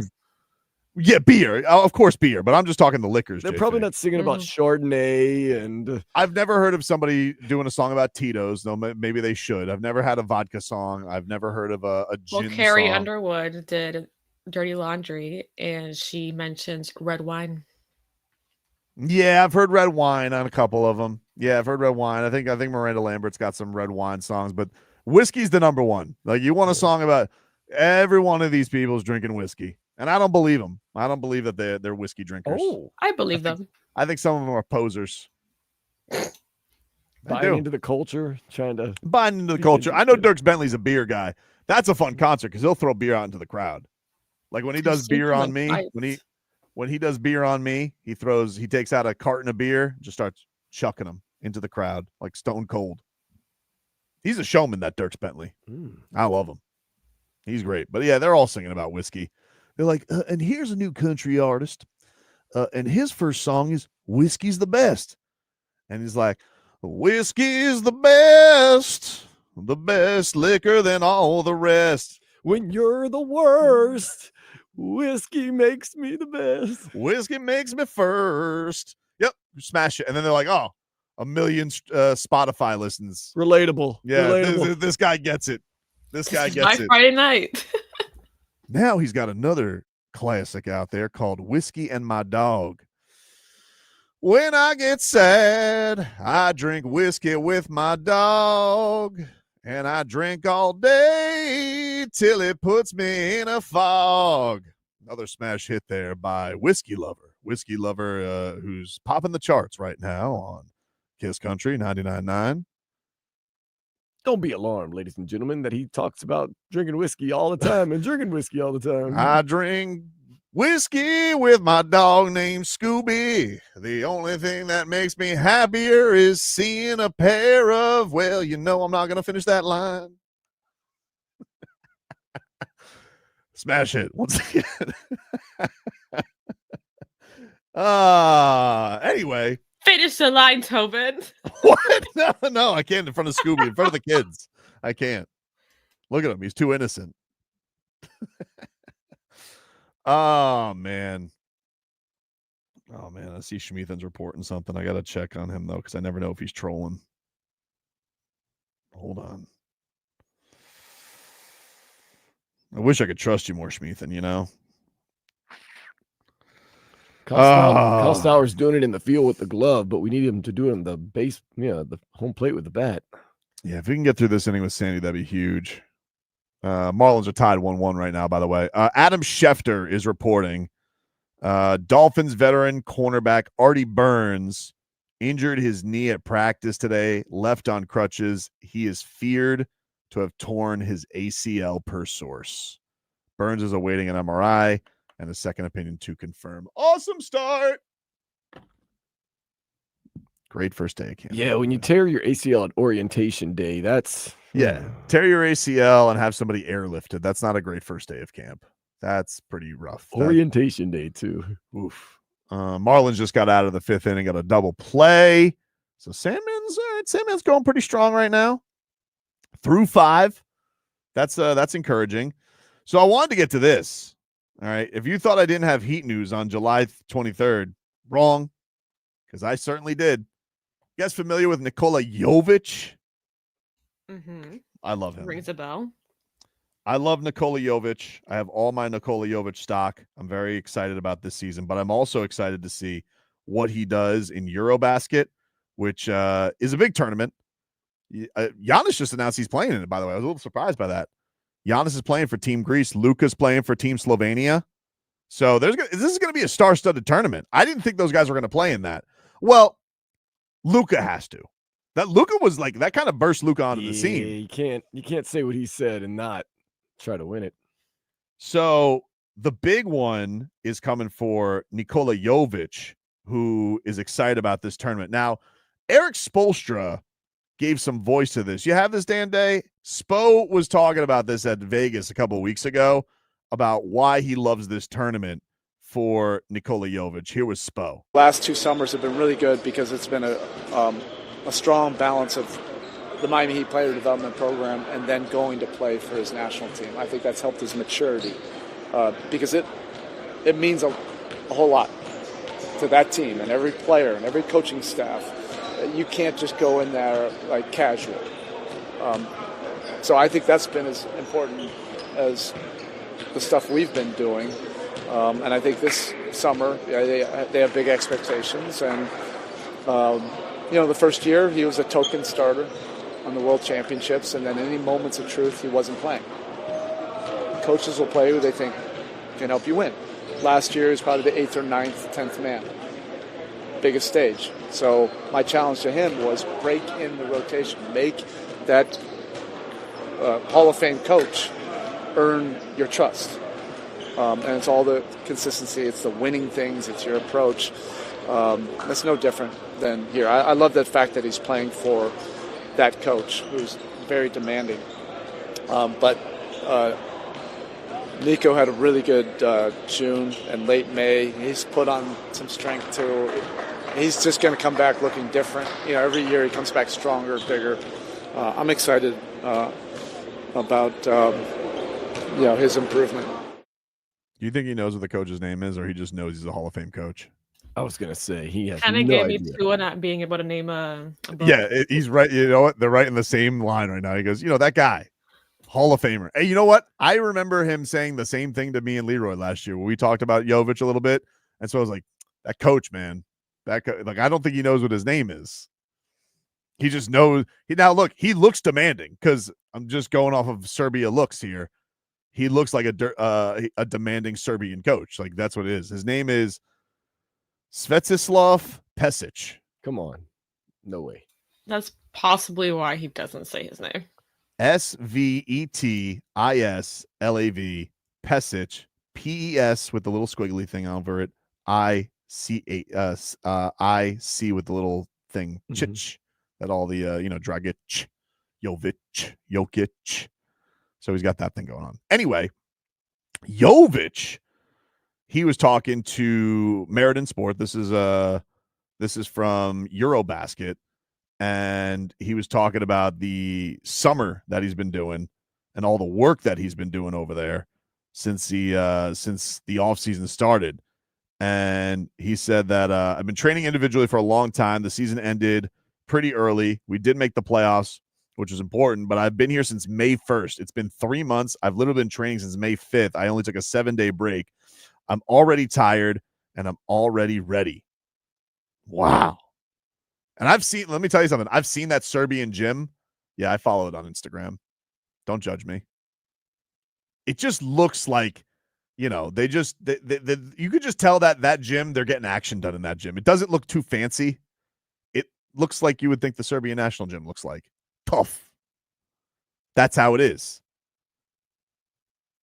Maybe the air conditioner works. Maybe it doesn't. I think there's like one fan that just flickers, you know. Somebody has to bang it to get it to work. Yeah. Jović understands the value of summer basketball at the national team. He says, of course, it definitely helps. There's a long gap between 2 NBA seasons, especially if you're not in the playoffs. It could be 3, 4, even 5 months without playing. This way, I enter the season already in game rhythm when I return to the NBA and continue maintaining my conditioning. The 2024 Paris Olympics left Jović with a mix of emotions. Now, remember, he went into the Olympics with a broken foot. So while Spo says he was a token starter, which I thought was a bit harsh, he said he was he was a token starter a couple of years ago, and then wasn't really in the games of truth. He also made himself available for those games. Like I thought that showed a little bit of determination to make sure that he was there for his national team. Which, to be fair, Spo did give credit for him last year when we asked him about that. But on the Olympics, it says, how could I not feel bad? It's kind of like, I can't say it was a burden, but I couldn't help enough. I managed to play a little bit, but then I got sick over there and I couldn't play at all. Sometimes I even forgot that I made it into the lineup coming off of a broken foot. When we gathered, I arrived with a walking boot. I took it off. I practically played right away. The people in Miami were the first ones who didn't like that, but I just couldn't skip that tournament. Now I'm healthy, and the most important thing for me is everyone else will fall into place because if nothing else, at least I know I can physically handle the challenges. That's interesting. You know what I love about this kid? You know what I love about him? He's so honest. All right. You can't help it with the guys who are international. They have no filter, especially when they're speaking to the European media. So he goes, yeah, they didn't like that I took the boot off and just started playing. But hey, Miami, hardest working, best conditioned. Is that not what you guys go by? Serbia, dude. You don't think that they were like, what you have there, little boot on leg? You think that's cool? Take it off, Jovi. Get out there, play. You think that Svetislav Pesic believes in walking boot? I don't think so, dude. That's not tough. That's not tough. That's not tough. Speaking of whiskey, that's not tough. Yeah, that's a man. Your foot hurts?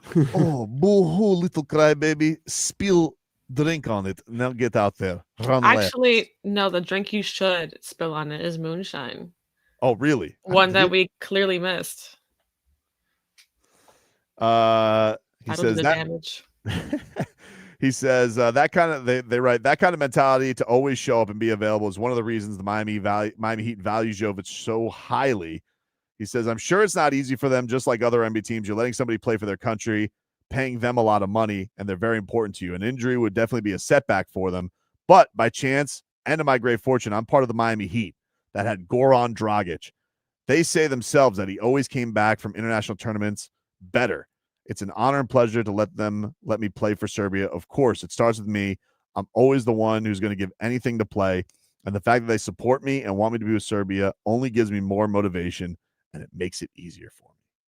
That, my friends, is Goosey's galore. I love that kid. I know there's a lot of talk on where. I know there's a lot of talk on this season. But I'm telling you, when they lost him last year, it was a punch. It was a punch to the stomach. It was. He was finding something for this team.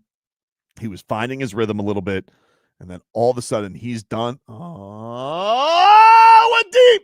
We should have bet Jesus Sanchez. Oh, Jesus Sanchez with a 2-run blast for the Fish. They go up 3-1 on the Padres in the bottom of the 5th. What a shot right into the visiting bullpen. Big time blast by the lefty slugger. And the Marlins take themselves a 3-1 lead with Kyle Stowers stepping up to the plate. Wow. Ooh. The kids are fired up today. The Camp Day kids are fired up today over at Lone Depot Park. Look at Jesus Sanchez doing a little dance with Yuri Perez. And the Marlins now up a couple runs. I apologize. Otto Lopez is up right now. Stowers is on deck. Wow. Ooh, big old hanging breaking ball.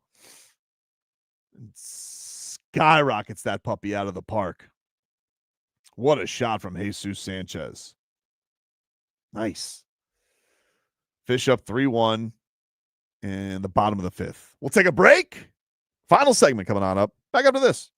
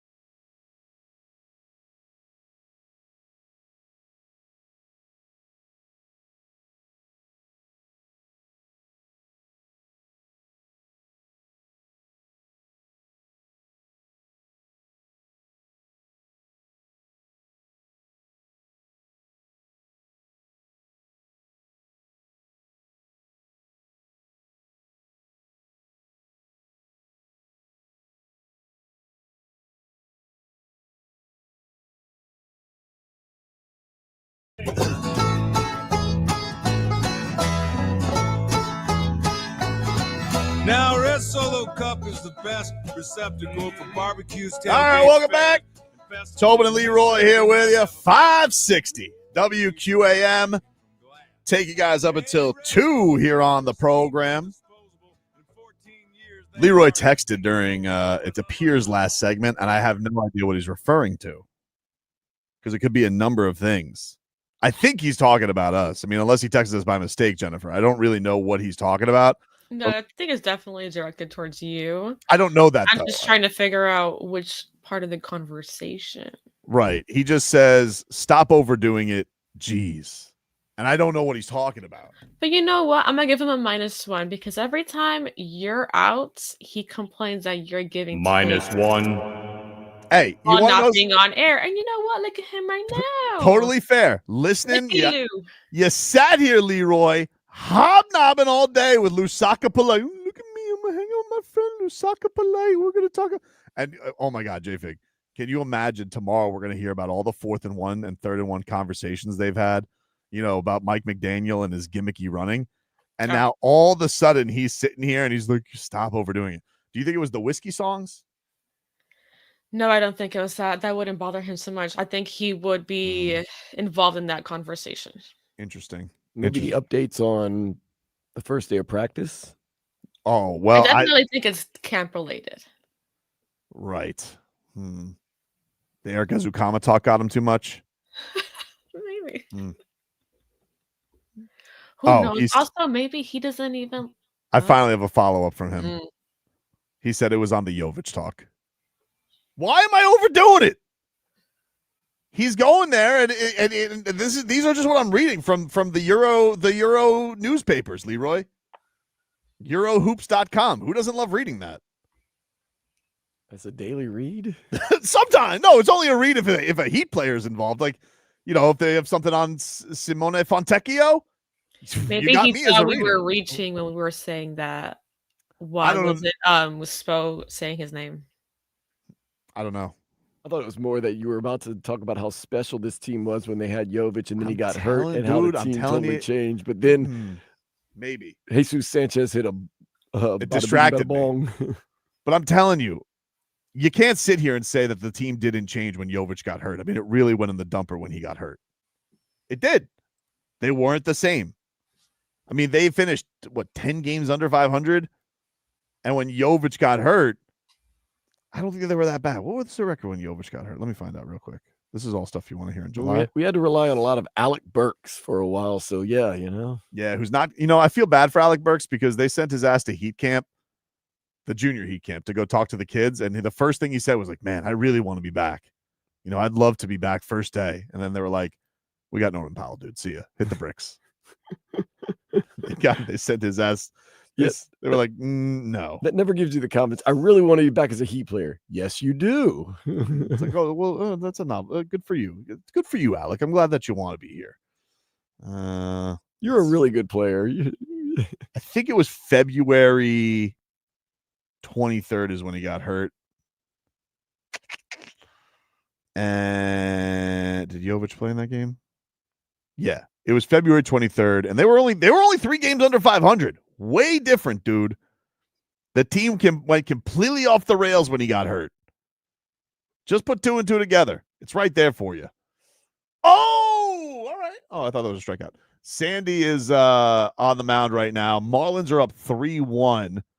2 legs of our parlay have hit already. Sandman, he already hit the 4 strikeouts. Kyle Stowers has a hit. All we need left is an Agustin Ramirez home run. Toughest one of the parlay, I agree. But still, we just need that one thing, and we hit our parlay for today, our Hard Rock bet of the day. Right now, Sandy has 2 outs, got a 1-2 count with Fernando Tatis Jr. at the dish, and he gets through this. I mean, it's been a good start so far for Sandy. No jinxies. We don't want anything. I'm just letting you know where he's been so far. That'll probably do it. Oh, he got on the back. Got him. Yep. That's it. We're through the inning. Sandy's probably done for the day because McCullough barely ever puts anybody in past 6. Yeah, and Sandy hasn't had one of his patented meltdowns on a manager in a while. Like he is cruising Dan, because you remember he used to want to fight Dan Mattingly. Don Mattingly got cussed out in public on TV in front of everybody by Sandy Alcantara on a regular basis. He's only thrown 77 pitches. McCullough's probably at that computer right now. What does the computer say? Schmeathan says no play-by-play. I'm telling Galen. It's not play-by-play, Schmeathan. I know the rules. Technically, you're just checking your parlay, you know? I know the rules. I'm not doing play-by-play. I'm letting it pass for a little bit, and then I'm telling people what happened, and all I made was a squeaky sound. I did that one time when the Dolphins made like a last-second field goal, and they made it, and it's like, be careful. I'm like, I can say they made a field goal to win the game. What am I supposed to do? They're going to kick a field goal. We'll go to commercial break, and we'll come back. Technically, that play already happened like 40 seconds ago, you know? That like, is true. We're not watching it. We're not watching it like off satellite. It's not like we got the live feed and we're in the truck. It did happen a while ago, but I understand. I know what the rules are. And I didn't say what happened. All I told you was they're out of the inning. So you can't even have a post-show meeting with me about that. No thanks. But the Marlins are up 3-1. That's good news. Jović has been working out for 3 straight months. That's good news. The Dolphins, look, you wanted to come into camp today and you wanted to have a good first day. And you get another injury to your defensive backfield. Artie Burns reportedly has torn ACL, according to Adam Schefter. That's what they fear. He left the practice on crutches, but Adam Schefter's reporting, according to sources, he says they fear it's a torn ACL. He's got to get an MRI. He's got to get a second opinion, but they are not giving a lot of optimism with that one. So that's scary. And then you have Byron Matos, offensive lineman, second year. He apparently had to be airlifted today from practice to a hospital. He's in stable condition, but that's all the info that they've given us to this point. So scary stuff happening at Dolphins practice already. If you guys are just coming out of work or you got a break or you're getting out early a little bit. The other injury news, Liam Eichenberg's on the PUP. He's going to be out for multiple weeks. Mike McDaniel says it's not season ending. Ifeatu Melifonu's on the non-football injury list, but they're saying it's precautionary. And then who the hell was the last guy that I was thinking of? Oh, Darren Waller. Darren Waller's also on the PUP. But McDaniel said today that that's all protocol for returning out of retirement. So, you know, that's not a great start. I mean, we're first day here, and there's already a lot going on. So, not fantastic with all the injury news that hit the Dolphins. The one good news that you got today was Zach Sieler. Zach Sieler showed up with his lunch pail and his hard hat, and he was Zach Sieler. Also a man I imagine drinks a lot of whiskey and listens to country music. Probably be at Stars and Strings. Sure. Oh yeah. Do they have a? I mean, you know, I wonder what their status is. Is that like that's not the Europe week, is it? Oh man, that would be tough. That would be tough. He's also one of those guys too. Like, I don't need special treatment. I'm going to be sitting in the crowd. We're going to enjoy the show. We'll put you up front night. No. I don't want to be any royalty treatment. Just want to show up, listen to some good tunes. I'm Zach Sieler. Drink some whiskey. Just drink some whiskey. I want to hear some songs. Do you about think the cowboy hat is anywhere near the facility? Yeah, I think it's in his locker now at all times. That's what I think. I think the only things that are in Zach Sieler's locker are either a cowboy hat or a trucker cap. Those are the only things. That's Bill's week. So he's got, you know what? He's got to be, I'm not allowing him to go to Stars and Strings. He's got to be focused. Okay. You heard it here first.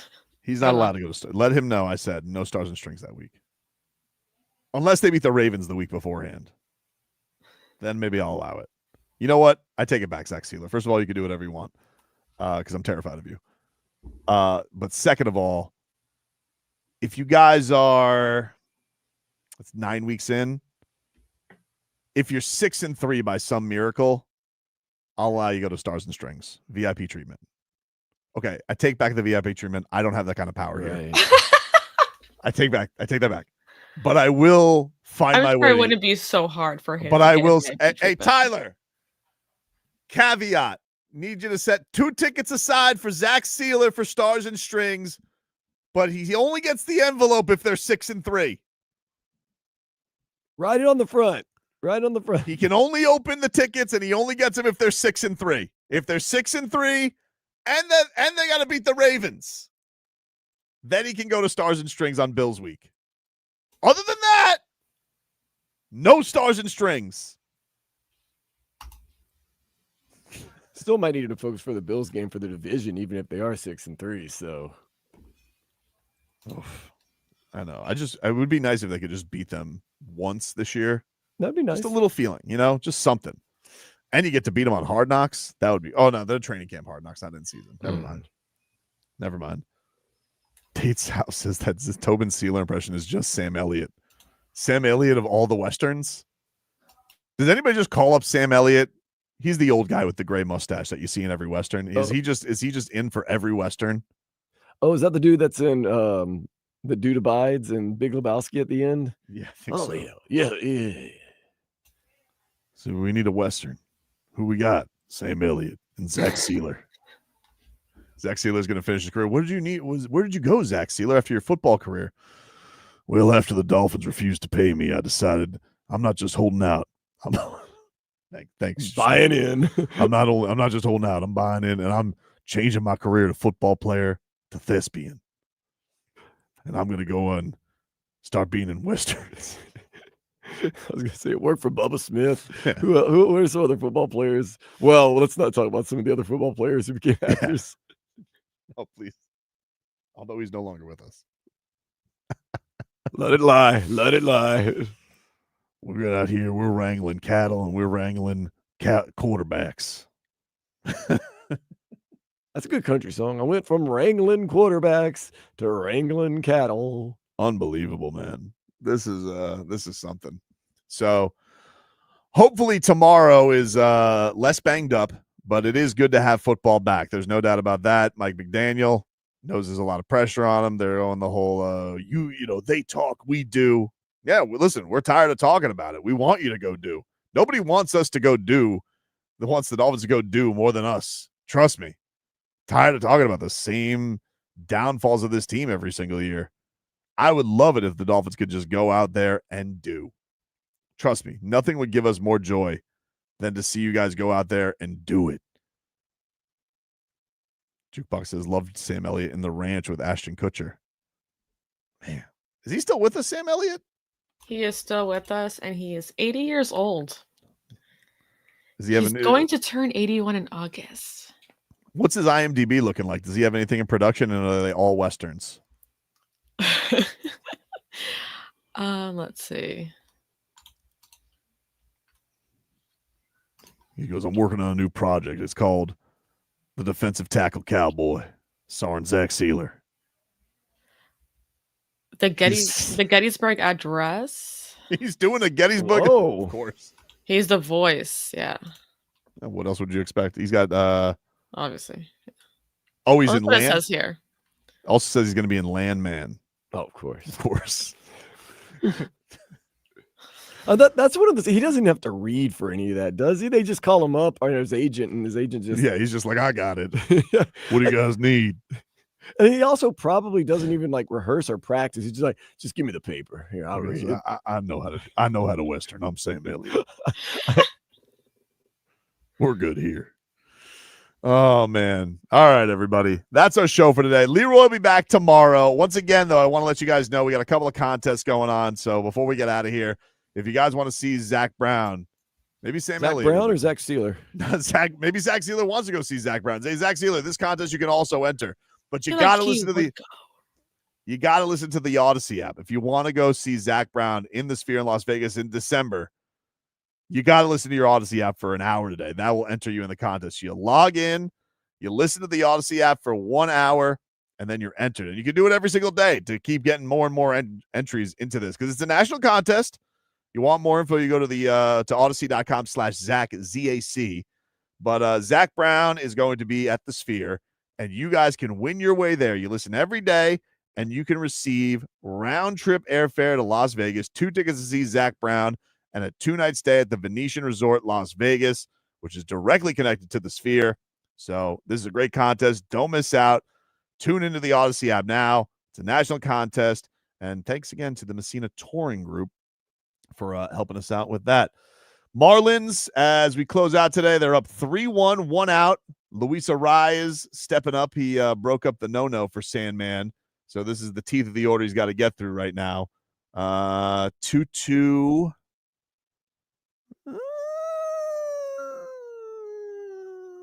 3, 2, 1. He fouled it off his foot. That's what he did. So we'll see. Sandman's looking good, though. If he gets through this 7, man, that's one of his best starts in a long time. And he's been able to avoid the big inning thus far. So hopefully he can keep that up. Hockman, Crowder, Solana coming your way now for the next 4 hours. And we'll talk to you rascals tomorrow. Midday.